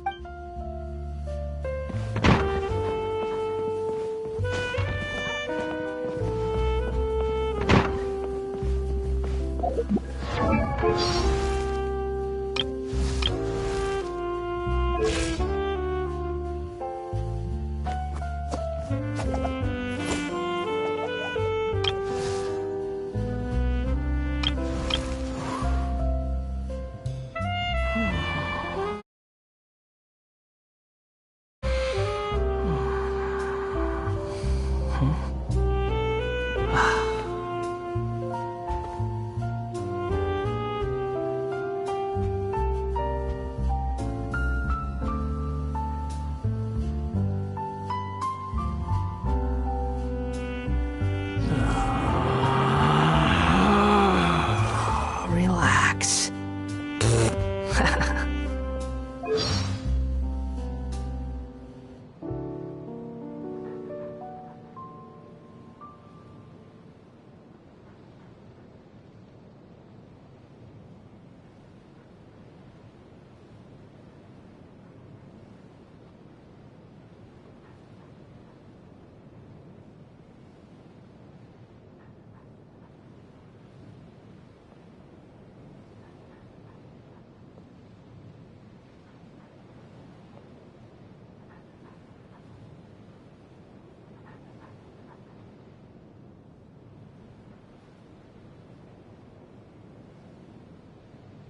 So long as the audience thinks that seeing is believing, there's no limit to the number of tricks I can pull off.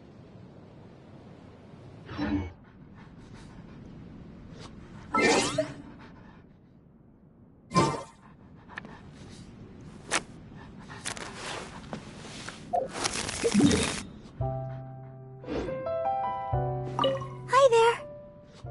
Aw, seeing you. Morning. I'll pray for...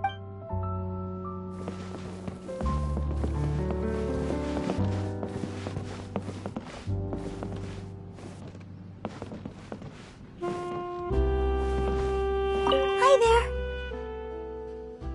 Aw, seeing you so full of life. Oh, I've been practicing a new song recently, but I'm still trying to iron out a few details. When I repeat the chorus, should I go up a half step? Oh, I can't decide. And I think there's room for improvement with the dance routine, but oh, I'm not sure. If it's no trouble, I'd really appreciate it if you could watch my performance and give me your suggestions.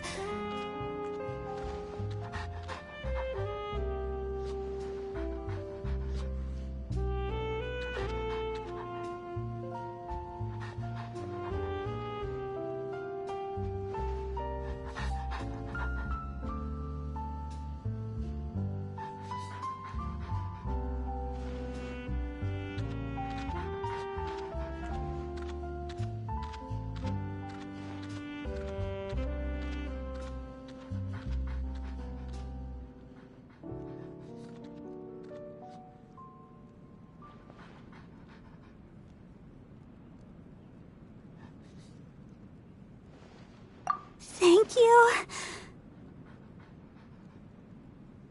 Oh, please don't laugh at me if there are parts that still need practicing.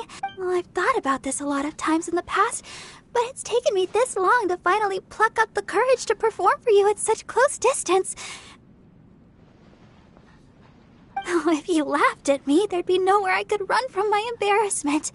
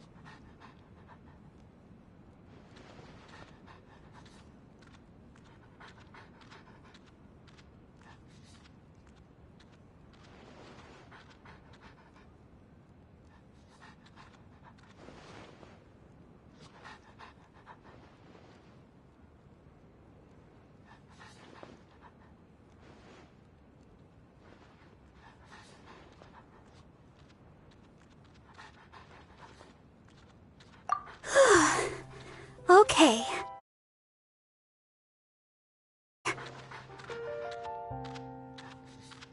Let the show begin.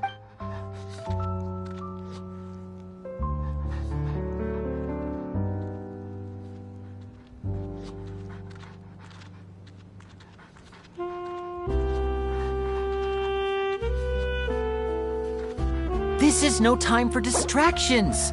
Seriously, you have a